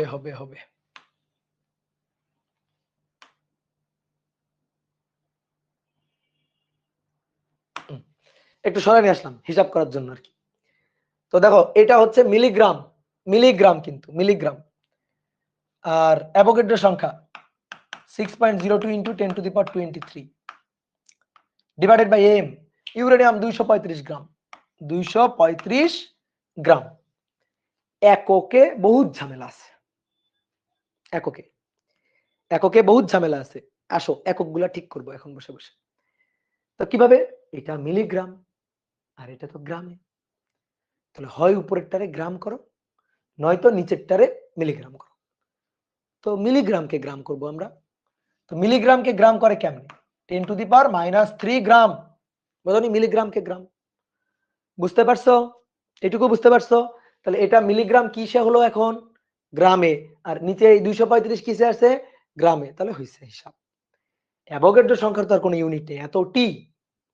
ওকে ডান। নিচে এটা আসো, এটা তো ইয়ারে, তোমার বিভাজন রেটটা কিন্তু আসছে, বাট ডিপি ইয়ার, ডিকে পার ইয়ার, কিন্তু বিভাজন রেট বের করতে বললে ডিকে পার সেকেন্ডে বের করাটাই বেটার, কারণ ডিকে পার সেকেন্ড এটাই হচ্ছে ব্যাকেরেল, অর্থাৎ ডিকে পার সেকেন্ড এই এককটা, ডিপিএস এককটা, এটাতে বের করাটাই বেটার। তাহলে নিচে এটারে বছর রাখার দরকার নেই, তাহলে বছরকে সেকেন্ড করতে হবে। এত বছর, এক বছরে 365 দিন, একদিনে 24 ঘন্টা, এক ঘন্টায় 3600 সেকেন্ড। বুঝতে পারছো, কি ক্লিয়ার? এইবার সবকিছু ঠিকঠাক আছে, এটাও গ্রামে আছে, এটা অণুর সংখ্যা, ln 2 এর কোনো একক নেই, এটা আছে সেকেন্ডে। তাহলে এখান থেকে এবার হিসাব করবা, হিসাব করে যা হবে তত DPS, decay per second, DPS or becquerel. Okay done. বলো কারো কোনো সুচিন্তিত মতামত যদি দেওয়ার ইচ্ছা হয় বলো, দেখি ফেসবুকবাসীরা কি করে। অ্যাকশন নিডেড, ওকে, বুঝতে পারছো। তাহলে দেখতে দেখতে আমরা 1 ঘন্টা পড়ে ফেলছি। তেজস্ক্রিয় বিভাজনের ক্ষয়সূত্রের যাবতীয় যত ম্যাথ ছিল বইয়ের কোনায় চিপাই চাপাই যেখানে যা ছিল সবই করে দিলাম, ঠিক আছে। খুবই আনকমন ম্যাথ, তুমি হয়তো 2-1টা হয়তো পাইতে পারো, বাট তাও আনকমন হবে না। একটু চিন্তা ভাবনা করে হিসাব নিকাশ করলে প্রশ্নের অ্যান্সার তুমি সহজেই করতে পারবা। কি কথা কি ক্লিয়ার, বুঝতে পারছি। তাহলে তেজস্ক্রিয় ক্ষয়সূত্র রিলেটেড আলোচনা এখানেই শেষ।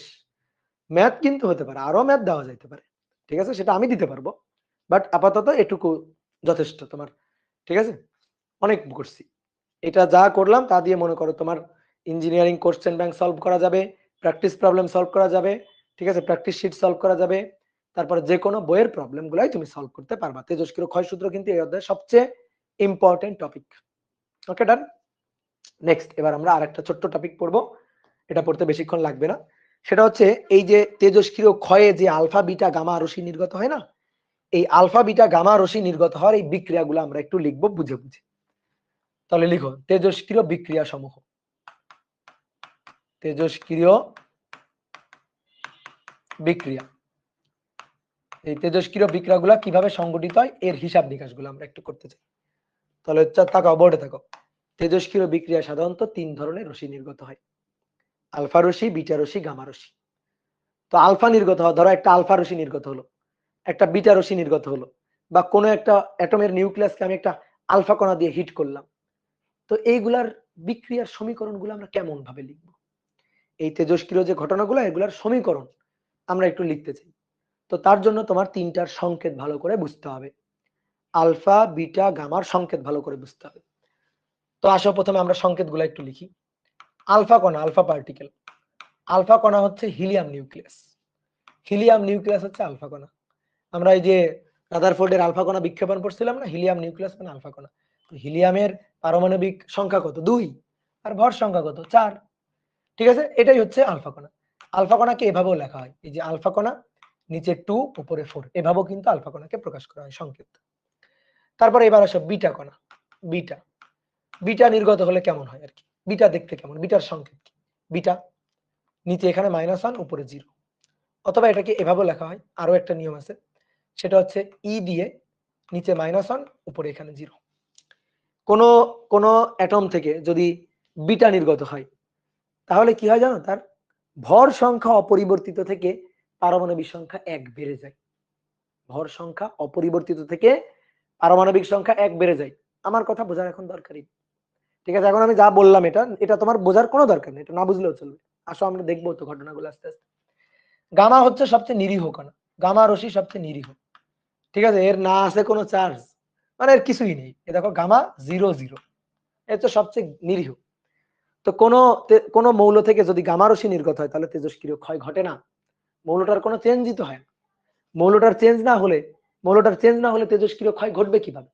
তো গামা রশ্মি নির্গত হলে বা আমি গামা রশ্মি দিয়ে কাউকে হিট করলে, ঠিক আছে, মৌলের কোনো পরিবর্তন হয় না, মৌলের কোনো আইসোটোপও তৈরি হয় না, ইভেন মৌলের পারমাণবিক সংখ্যা পরিবর্তন হয়ে মৌল যে অন্য একটা মৌলে পরিণত হবে সেটাও কিন্তু ঘটে না, যেটা কিন্তু আলফা বিটাতে ঘটে।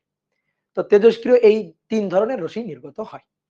এবার অনেক সময় মনে করো আমাদের এরকম কিছু বিক্রিয়া লিখতে বলবে যে কোনো একটা মৌলের নিউক্লিয়াসকে একটা প্রোটন দিয়ে আঘাত করা হয়েছে, কোনো একটা মৌলের নিউক্লিয়াসকে একটা নিউট্রন দিয়ে আঘাত করা হয়েছে। নিউটন প্রোটনের সংকেত কেমন হবে? নিউটন প্রোটনের সংকেত, তাহলে আসো তো প্রোটনের সংকেত। প্রোটন, তাহলে প্রোটনের সংকেতটা আমরা কিভাবে লিখবো? প্রোটনের সংকেত পি। এবার আসো, নরমালি আমরা নিচে কি পারমাণবিক সংখ্যা অর্থাৎ প্রোটন সংখ্যা, উপরে ভর সংখ্যা লিখি না? তো প্রোটনের তার পারমাণবিক সংখ্যা ভর সংখ্যা হয় না, বাট ওটার মতো করে তুলনা করে আমরা একটু মনে রাখতে পারি সহজে সংকেতটা। প্রোটন মানে একটা প্রোটন, তাহলে প্রোটন সংখ্যা হচ্ছে পারমাণবিক সংখ্যা, পারমাণবিক সংখ্যা নিচে বসে, তাহলে নিচে এখানে 1। প্রোটন, এটা প্রোটন, এর কোনো নিউটন নেই, প্রোটনের কোনো নিউটন নেই, মানে ব্যাপারটা এরকম। প্রোটন প্রোটন, নিউটন নেই। নিউটন কত? 0। তাহলে প্রোটন কয়টা? একটা, তাহলে 1 যোগ 0 1 উপরে বসে। অর, এটাকে আরো একটা ভাবে লেখা যায়, অর, এটা হচ্ছে হাইড্রোজেন অ্যাটম। দেখো হাইড্রোজেন, হাইড্রোজেনের যে মানে আইসোটোপ আছে না 3টা, তো তার মধ্যে হাইড্রোজেন যেটা ওইটা আর কি। তাহলে 1 1। আরেকটা আছে নিউট্রন, তো নিউটনের সংকেত কেমন হবে? নিউটনের সংকেত হচ্ছে, দেখো বুঝে বুঝে বলো তো, নিউটন নিচে বসে পারমাণবিক সংখ্যা মানে প্রোটন সংখ্যা, উপরে বসে ভর সংখ্যা। তো নিউটন, এর কি কোনো প্রোটন সংখ্যা আছে? নেই, তার মানে পারমাণবিক সংখ্যার জায়গাটা হবে 0। আর নিউটন হচ্ছে একটা নিউটন, তাহলে একটা নিউটনের সাথে 0 যোগ হয়ে ভর সংখ্যা 1, তাহলে উপরে হবে 1। বুঝতে পারছো? তাহলে এগুলো হচ্ছে সংকেত। এইবার আমরা এইখানে এই আলফা রশ্মি, বিটা রশ্মি, গামা রশ্মি নির্গত হলে কি হয় সেইগুলা লিখবো। তো এই সংকেত লেখার জন্য তোমার দুটো জিনিস মাথায় রাখতে হবে। যদি বলে নির্গত হওয়া বা ক্ষয় হওয়া, নির্গত হওয়া বা ক্ষয় হওয়া, এটা যদি বলে নির্গত হওয়া বা ক্ষয় হওয়া, তাহলে ভাইয়া মাইনাস করবা, ঠিক আছে? আমার নিয়মটাই মানবা। আর যদি বলে আঘাত করা হয়েছে, একটা আলফা কণা দিয়ে আঘাত করা হলো, একটা বিটা রশ্মি দিয়ে আঘাত করা হলো, ঠিক আছে, তাহলে কি করবা? তাহলে প্লাস করবা, এই। তাহলে আসো এবার আমি কয়েকটা ঘটনা লিখি এবং তার সংকেতগুলো লিখি। মনে করো 1 নম্বর বলা হচ্ছে কোন একটা মৌলের একটা নিউক্লিয়াসকে আমরা আলফা কণা দিয়ে আঘাত করছি, আলফা কণা দিয়ে আঘাত করা হয়েছে, তাহলে দেখতে কেমন হবে? আলফা কণা দিয়ে আঘাত করা হলে ঘটনাটা দেখতে কেমন হবে? আলফা কণা দিয়ে আঘাত করা হয়েছে, তাহলে তার ঘটনাটা দেখতে কেমন হবে? মৌলটা হচ্ছে এক্স, ধরো এক্স হচ্ছে মৌলটা, জেড তার পারমাণবিক সংখ্যা, এ তার ভর সংখ্যা, আঘাত করা হয়েছে, হিট করা হয়েছে, আঘাত করা হলে যোগ, কাকে দিয়ে? আলফা নিউক্লিয়াস দিয়ে, তাহলে আলফা নিচে 2 উপরে 4, তাহলে কি হবে? তাহলে মৌলটার এক্স থাকবে না, চেঞ্জ হয়ে যাবে। কেমনে চেঞ্জ হয়ে যাবে? দেখো, ভর সংখ্যা চেঞ্জ হয়ে যাবে, পারমাণবিক সংখ্যা চেঞ্জ হয়ে যাবে, দেখো কেমনে চেঞ্জ হবে। তাহলে আলফা দিয়ে আঘাত করা হলে কি হয়? মৌলটা চেঞ্জ হয়ে এক্স থেকে এক্স ড্যাশ হয়ে গেল। আমি বললাম পারমাণবিক সংখ্যা চেঞ্জ হবে কিনা? উত্তর অবশ্যই হবে, কারণ এক্স এর পারমাণবিক সংখ্যা ছিল 2। তো আমি যদি আলফা কণা দিয়ে হিট করি, আলফা কণা দিয়ে আঘাত করি, তাহলে জেড আর 2 এই দুটো যোগ হবে, জেড প্লাস 2, তাহলে জেড প্লাস 2 যোগ হয়ে পারমাণবিক সংখ্যা আগে যা ছিল 2 বাড়বে, ভর সংখ্যা 4 বাড়বে, তাহলে ভর সংখ্যা হবে a প্লাস 4। বুঝলা? সহজ না? যদি বলা হয় যে 2 নম্বর, ধরো আলফা কণা নির্গত হলো,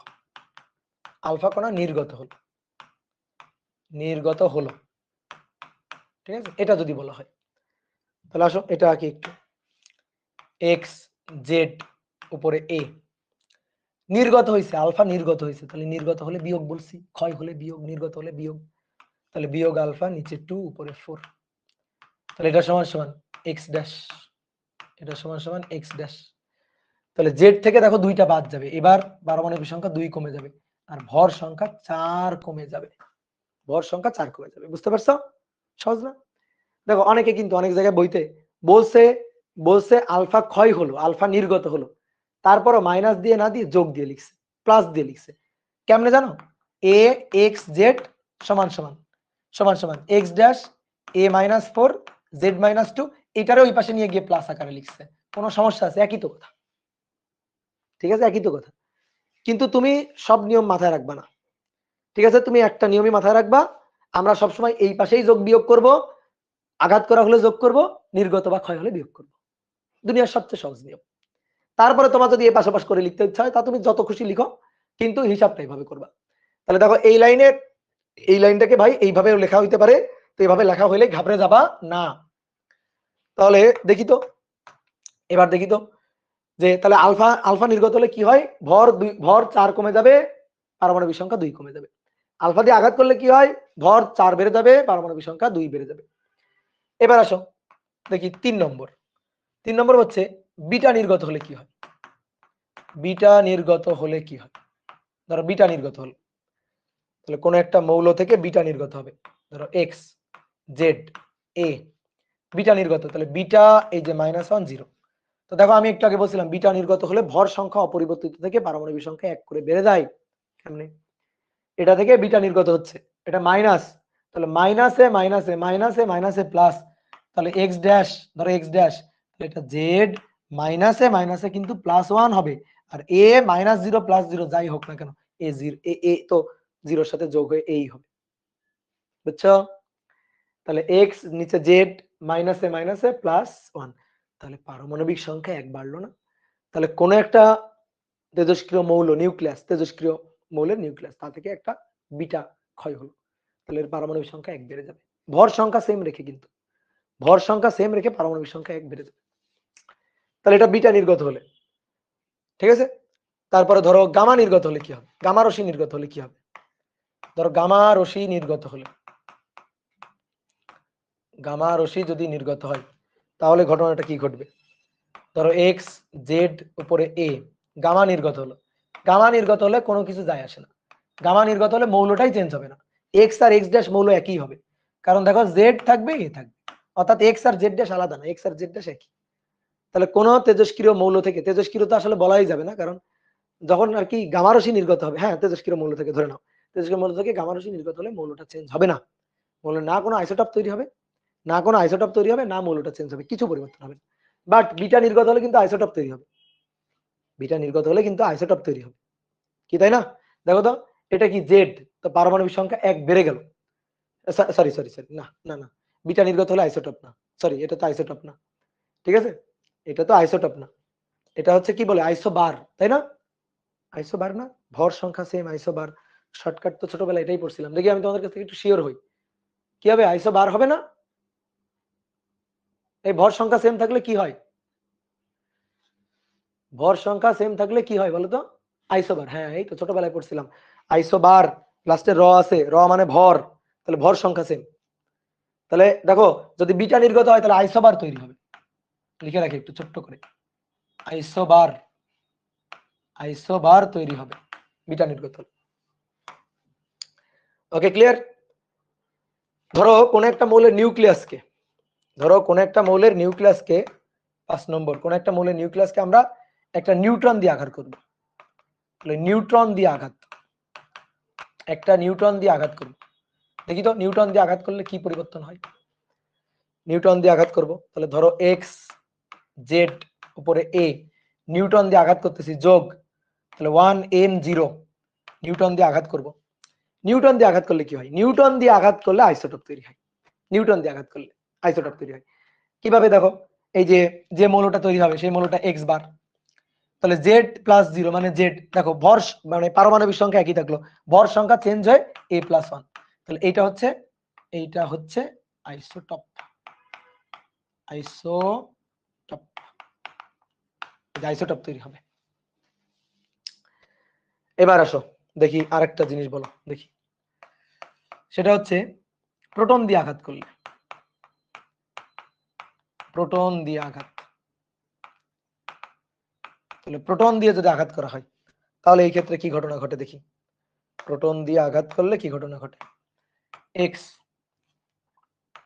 এক্স জেড এ প্লাস 1p1, তাহলে প্রোটন দিয়ে আঘাত করলে যে মৌলটা হবে সেই মৌলের ভর সংখ্যাও 1 বাড়বে, পারমাণবিক সংখ্যাও 1 বাড়বে, তাহলে ভর সংখ্যাও চেঞ্জ হবে, পারমাণবিক সংখ্যাও চেঞ্জ হবে, ঠিক আছে?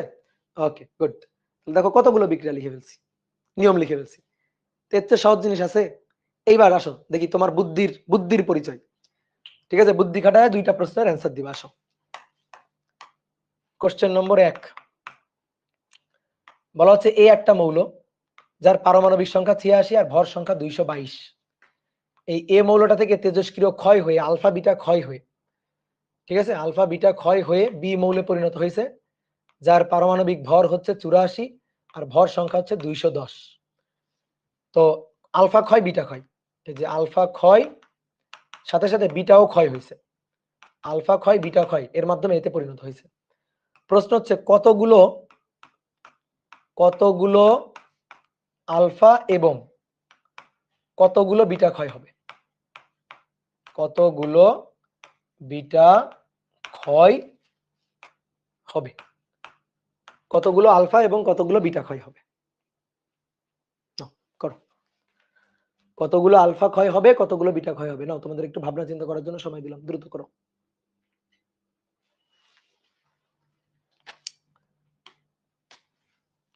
করছো? কতগুলো আলফা কতগুলো বিটা ক্ষয় হবে, আসো দেখি করি, খুবই সহজ, খুবই সহজ। এ 86 222, এখান থেকে আলফা ক্ষয়, তাহলে আলফা ক্ষয় মানে বিয়োগ, আলফা নিচে 2 উপরে 4, বিটা ক্ষয় বিটা নিচে -1 উপরে 0, তাহলে এই ক্ষয় হয়ে পরিণত হয়েছে বি মৌলে, যার পারমাণবিক সংখ্যা হচ্ছে 84 এবং ভর সংখ্যা হচ্ছে 210। এবার সবাই একটু বোর্ডে তাকাও, দেখো, ঠিক আছে, এটা হচ্ছে গুগলি টাইপ, মিলাইতে হবে, বুদ্ধি খাটাইতে হবে। 222 ভর সংখ্যা, 222 থেকে 210 বানাতে হবে, 222 থেকে 210 বানাতে হবে, তো 222 থেকে 210 বানাতে গেলে 12 ছেড়ে দিতে হবে, 12 বাদ দিতে হবে, তাহলে ভর সংখ্যা 12 বাদ দিতে হবে। দেখো বিটার ভর সংখ্যা হচ্ছে 0। তাহলে এই যে 222 থেকে যে 210 হলো, এই পরিবর্তনে এই যে বিটা এর কোনো প্রভাব নেই। ভর সংখ্যার পরিবর্তনে বিটার কোনো প্রভাব নেই, কারণ এটা তো 0। তাহলে ও না পারবে কমাইতে 222 থেকে, না পারবে 1 কমাইতে, না পারবে 1 বাড়াইতে। তাহলে বিটার কোনো প্রভাব নেই। তাহলে 222 থেকে 210 কে করছে? একমাত্র আলফা করতে পারবে, কারণ দেখো আলফার উপরে এখানে 4 আছে। তাহলে 222 থেকে 210 করতে হবে, 12 কমাইতে হবে। একটা আলফা 4 কমাইতে পারে, -4, 4 কমাইতে পারে একটা আলফা। তাহলে কয়টা আলফা 12 কমাইতে পারে? তাহলে এই যে দেখো, এই যে 12 আছে না, একে ভাগ দিয়ে দিই 4 দিয়ে, 4 দিয়ে ভাগ দিই। তাহলে 4 দিয়ে ভাগ দিলে এই যে 3, তাহলে 3টা আলফা কণা। বুঝলা? তাহলে সামনে এবার বসাই দিই 3 বসাই দিলাম। এইবার আসো নিচে ভর সংখ্যার জায়গাটা মিলাবো। ভর সংখ্যার জায়গাটা মিলাইতে হবে এবার। আচ্ছা আসো নিচে 86, দেখো 86 থেকে বিয়োগ 3 দুগুণে 6, 86 থেকে বিয়োগ 3 দুগুণে 6, ঠিক আছে 6। এবার মাইনাসে মাইনাসে প্লাস প্লাস, এই দেখো মাইনাসে মাইনাসে প্লাস, কত 1, একটা বিটা কত দিচ্ছে? 1 দিচ্ছে একটা বিটা দিয়ে। তাহলে কত হইল দেখো, দিয়ে আমার কত হইল? 86 থেকে 6 বিয়োগ গেল 80 আর যোগ 1, 81, কিন্তু বানাইতে হবে 84। তাহলে দেখো 86 থেকে 6 বাদ গেল 80, 80, এই প্লাস একটা আপাতত বাদ দিই। 86 থেকে 6 বাদ গেল, তাহলে 80, এখানে আছে কত? 80। আমার তো বানাইতে হবে 84, তার মানে আমার আরো 4 যোগ করা লাগবে, আরো 4 যোগ করা লাগবে। তাহলে যোগ 4, এই যে যোগ 4 দিতে হবে আরো, ঠিক আছে যোগ 4 দিতে হবে। তো এই যে যোগ 4 কে দিবে? এই যে বিটা দিবে, মাইনাসে মাইনাসে প্লাস 1। তো একটা বিটা দিচ্ছে মাইনাসে মাইনাসে প্লাস 1, দুইটা বিটা মাইনাসে মাইনাসে প্লাস আরো একটা 1, তিনটা বিটা আরো একটা 1, চারটা বিটা আরো একটা 1, তাহলে 4 হবে এখানে। এবার মিলাও, দেখো এবার মিলে গেছে। এই যে তার মাইনাসে মাইনাসে প্লাস 4 সমান সমান ওই পাশে গিয়ে 84 হয়েছে। বলো তাহলে আলফা কণা 3টা আর বিটা কণা 4টা, ঠিক আছে।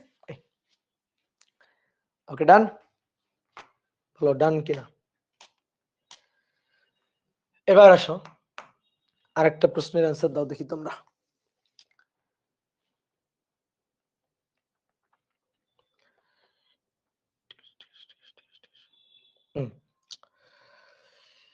বিই 9, 4।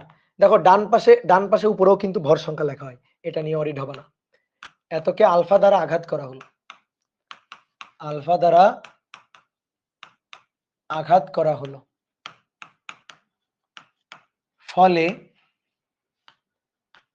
ফলে একটি নিউটন নির্গত হয়, নিউটন নির্গত হয় ও, একটি নিউটন নির্গত হয় ও অপর একটি মৌলে পরিণত হয়, ও অপর একটি মৌলে পরিণত হয়, মৌলটির সংকেত কি করো দেখি নিজেরা। মৌলটির সংকেত, মৌলটার সংকেত নির্ণয় করতে হবে, করো নাও।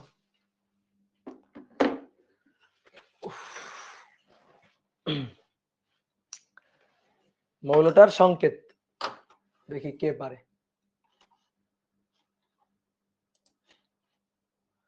তুর্য সরকার প্রিন্স বলছে কার্বন, তুর্য সরকার প্রিন্স বলছে কার্বন, তাজিন মুন তাবাসসুম বলছে কার্বন, শরবিন আহমেদ বলছে carbon. Okay good, very good. দেখছো তোমরা কত ভালো পারো, তোমাদের মতো যে কবে আমি পারবো বলো তো।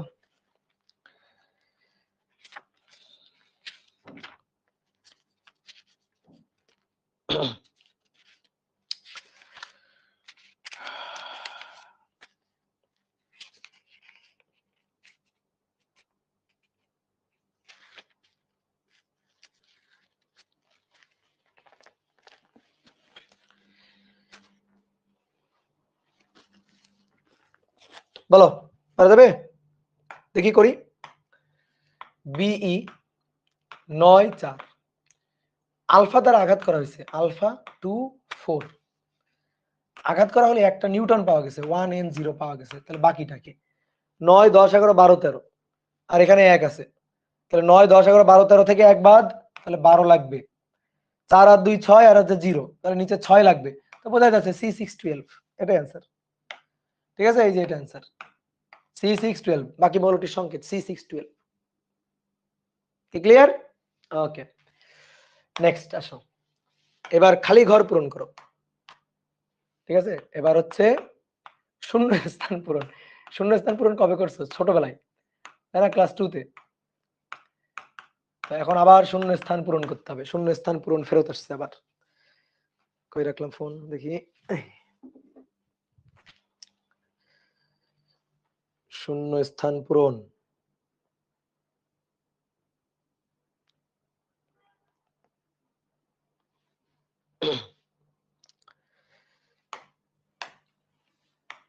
এক নম্বর F919 প্লাস 1H1, এটা সমান সমান O816 প্লাস কি হবে? 2 নম্বর Mg25 উপরে নিচে 12 যোগ এই যে খালি ঘর, তারপরে 22 Na11 প্লাস 4 He2, তারপর 3 নম্বর Al28 13 প্লাস হিলিয়াম, তারপরে P30 15 প্লাস কত হবে? ঠিক আছে, এই যে শূন্য স্থান পূরণ। তাহলে তোমরা একটু করতে লাগো, আমি এখানে আরেকটা প্রশ্ন একটু লিখি, তোমরা এটা একটু লিখতে লাগো।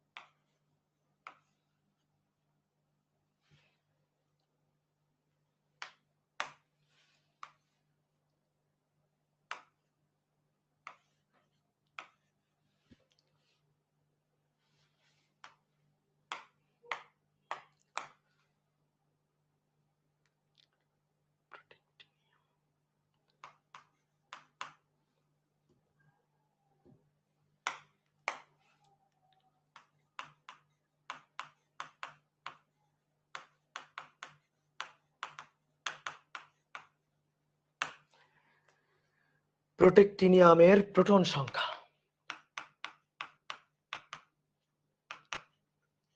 প্রোটন সংখ্যা কত? ঠিক আছে, এটা তাহলে আসো দেখি শূন্য স্থান পূরণ করে আসি। আসো,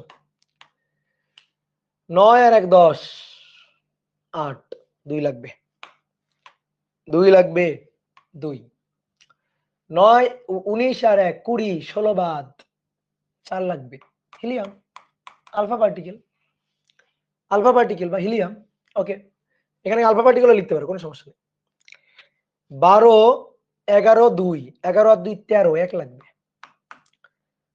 22 আর 4 26, 25, 1 লাগবে। ওকে, তাহলে হাইড্রোজেন বা প্রোটন। তারপরে 13 আর 2 13 14 15, 15, 0 লাগবে। 28 আর 4 28, 29 30 31 32, 30, 2 লাগবে। এইবার কোনটা? এটা কোনটা? এটা আবার কোনটা? 2 আর 0, এটা তো জীবনে চিনি না।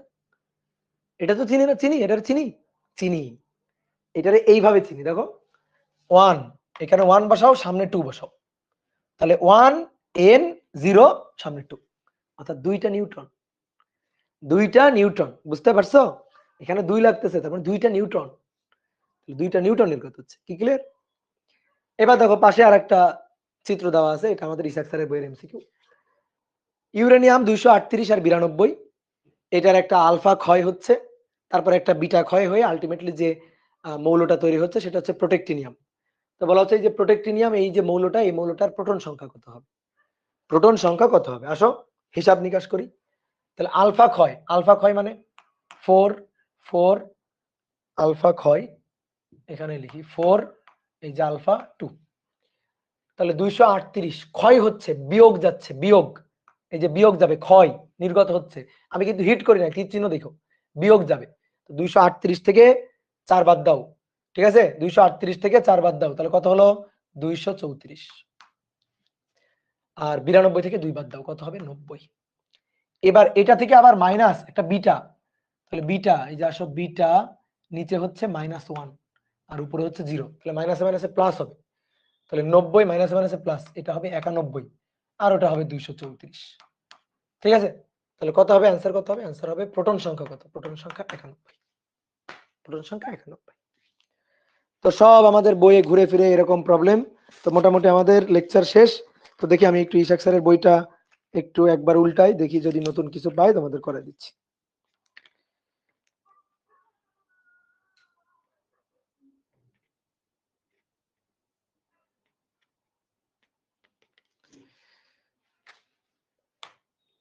দেখো ইসাক স্যারের বইয়েরই আর একটা প্রশ্ন, কি বলছে দেখি।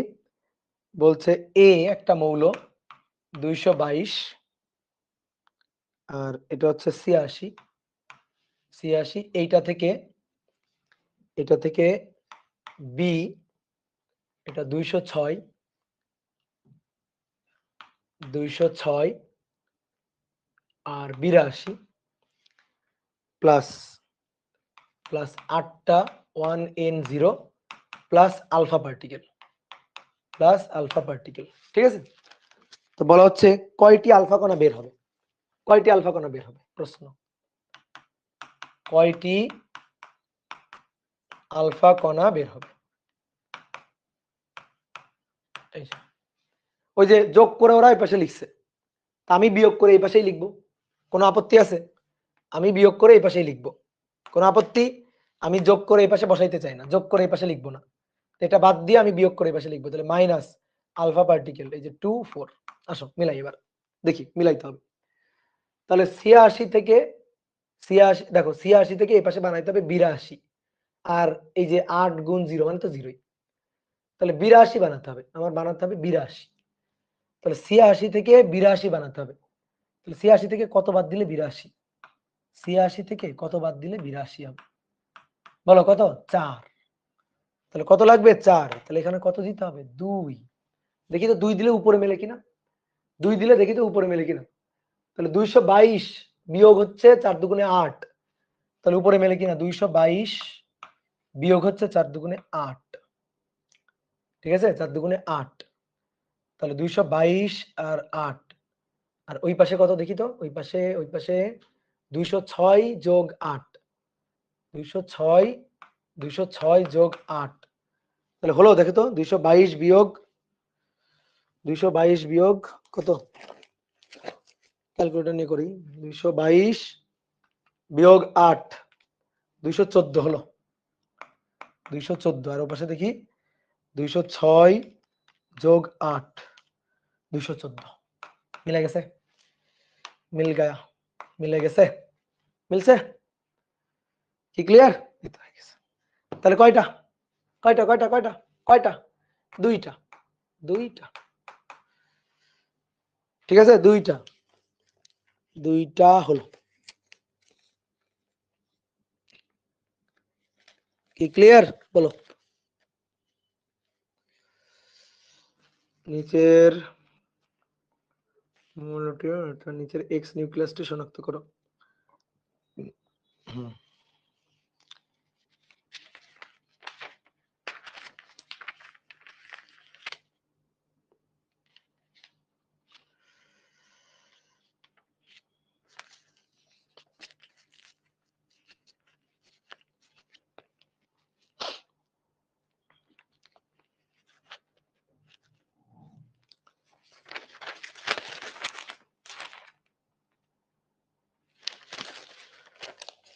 নাই, আর নাই, আর বইতে নাই।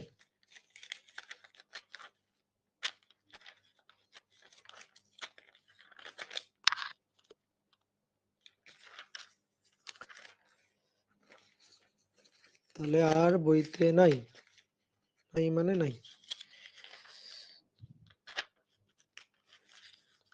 কিছুই তো নাই বইতে।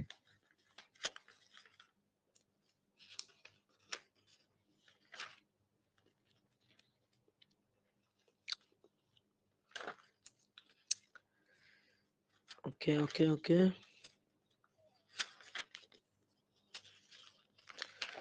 ওকে, তাহলে এই অংশ গেল। তাহলে এই অধ্যায়ের আরেকটা অংশ বাকি থাকলো, সেই অংশটা হচ্ছে ভর ত্রুটি ও বন্ধন শক্তি। এই অংশটা তাহলে নেক্সট দিন আমরা পড়ে ফেলবো, ঠিক আছে ভাই? আজকে একটু আনমিউট করেন, আনমিউট করবো। আচ্ছা 5 মিনিটের জন্য, ঠিক আছে, আনমিউট করবো 5 মিনিটের জন্য। তাহলে আমি একটু ফেসবুক থেকে কেটে দিয়ে আসি। এমআইটি এর কোশ্চেন সলভ করান। এই এমআইটি এর কোশ্চেন এখানে যা আছে সলভ করাইছি, সমস্যা নেই। এমআইটি এর কোশ্চেন সলভ এখন পড়া উচিত সারাদিন কি 7 ঘন্টা পড়তে হবে নাকি প্রাইভেট 7 ঘন্টার বেশি পড়তে হবে? এই মোয়ে মোয়ে কি? এখানে একজন কমেন্ট করছে মোয়ে মোয়ে, মোয়ে মোয়ে কি জিনিস? এই আরিয়ান আহাদ বলছে ছুটি দেন। ছুটি তো ভাই, এটা কি লাস্ট ক্লাস? না, আজকে লাস্ট ক্লাস না, আরেকটা ক্লাস দিব, আরেকটা ক্লাস দিব, আরেকটা ক্লাস পরে লাস্ট ক্লাস, বুঝছো?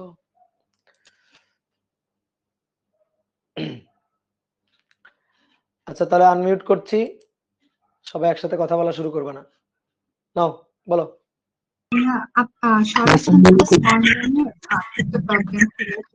ওইখানে এই যে সূর্য ঘড়ি যদি আমি চিন্তা করি, কোনো ম্যাথ না, মানে এমনিতে হচ্ছে সূর্য ঘড়ি যদি একটা ছায়া দিয়ে চিন্তা করি, তাহলে ওই সূর্য টাইমটা কি আমরা ভাইয়া সরলচন্দ্রিত স্পন্দনের সময়ের যে সরণের যে ইকুয়েশন আছে ওইখান থেকে বের করতে পারি একটা আদি ধসা ধরে? কারণ ছায়াটা তো পর্যায়বৃত্ত গতি, তাই না? ছায়ার যে স্কেলের বা একটা কাঠের যে ছায়া, তাহলে ওইখান থেকে তো সময় বের করা যাবে, তাই না ভাইয়া? যাবে, হিসাব করলে তো যাবে, সরলসন্ধিতে স্পন্দন হবে, ওভাবে দুলতে থাকবে, তো বিভিন্ন সময় কোন পয়েন্টে থাকবে সেটা তো ওখান থেকে সরণের অবস্থান থেকে আমি সময় বের করতে পারবো। এটা তো একটা ছায়া ঘড়ির মতোই কাজ করবে। হ্যাঁ, সময় বের করা যাবে না কেন? যাবে।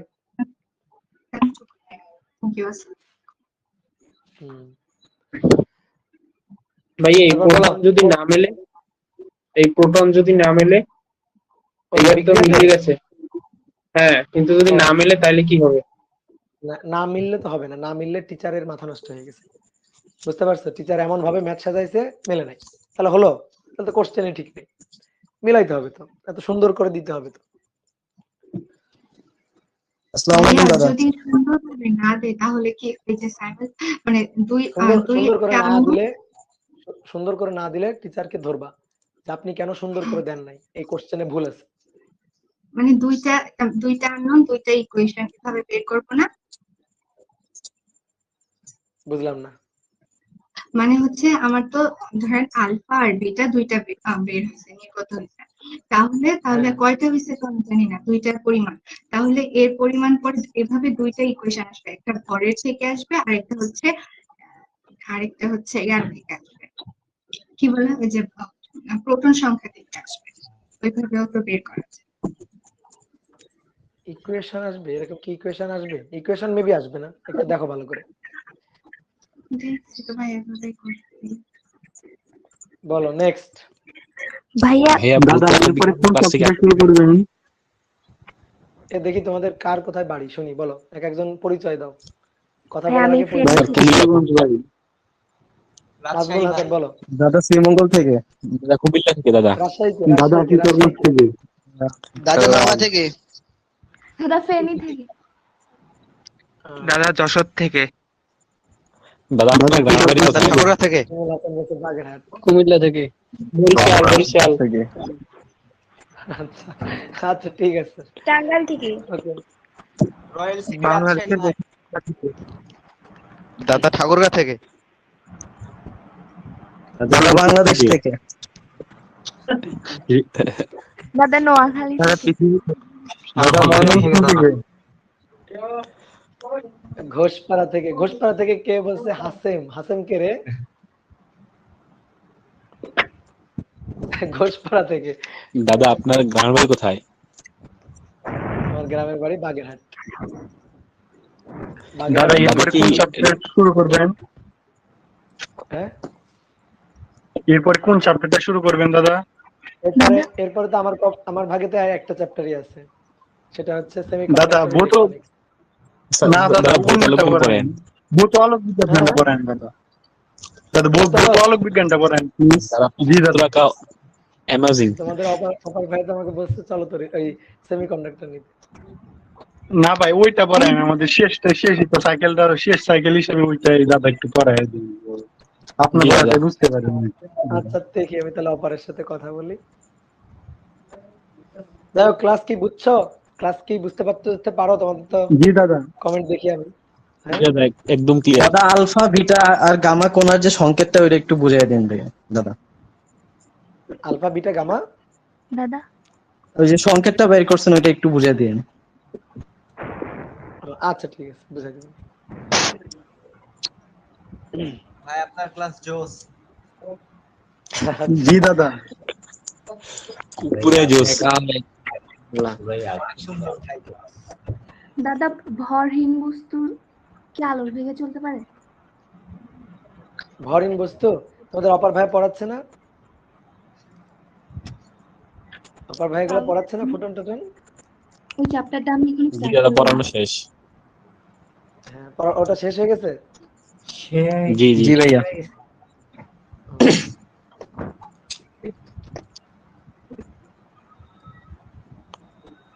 দাদা ভাইয়া ভূত আলোক বিজ্ঞান অপার ভাই শুরু করবে, আপনি শুরু করে দেন দাদা। আমি তো অপার ভাই শুরু করে দেব। ভাই যেটা বড় ওটা আপনি শুরু করেন, আপনার ক্লাস বেশি চাই। জি দাদা। দাদা আপনার ক্লাস বেশি চাই আমরা। আপনাকে এমনিতেই দাদা অনেক কম পাইছি দাদা। হ্যাঁ আমাকে কম পাইছো, আমি তো আসলামই পরে, তাই না? ম্যাথ করি দৈনিক অপূর্ব দাদা সৈনিক। না আমরা অভিদাদা সৈনিক। না দাদা আপনার Okay, সৈনিক। তাহলে ঠিক আছে আজকে এখানেই রাখি। হ্যাঁ আমার আবার কালকে নাকি ম্যাথের সেমিকন্ডাক্টর কয়টা ক্লাস লাগবে? দাদা একটা প্রশ্ন এই ছিল। অধ্যায় শেষ করতে আর একটা, এই অধ্যায় শেষ করতে আর একটা ক্লাস লাগবে। দাদা একটা প্রশ্ন ছিল। বিটা গামা বলো, এগুলোর বলো। যে দাদা দেখি আমাদের ফুল সিলেবাস পড়াচ্ছেন নাকি শর্টে? দাদা এটা কি ফুল সিলেবাস পড়াইতেছেন? মানে আমাদের যে অধ্যায় ফুল সিলেবাস, এই অধ্যায় তো ফুল আছে, এই অধ্যায় তো পুরাটাই আছে, এই অধ্যায়ে কোনো কাটছাট নাই। দাদা আপনি কি ম্যারিড দাদা?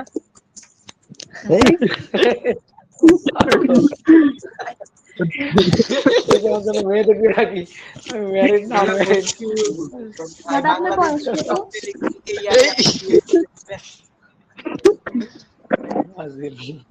আপনার বয়স কত দাদা?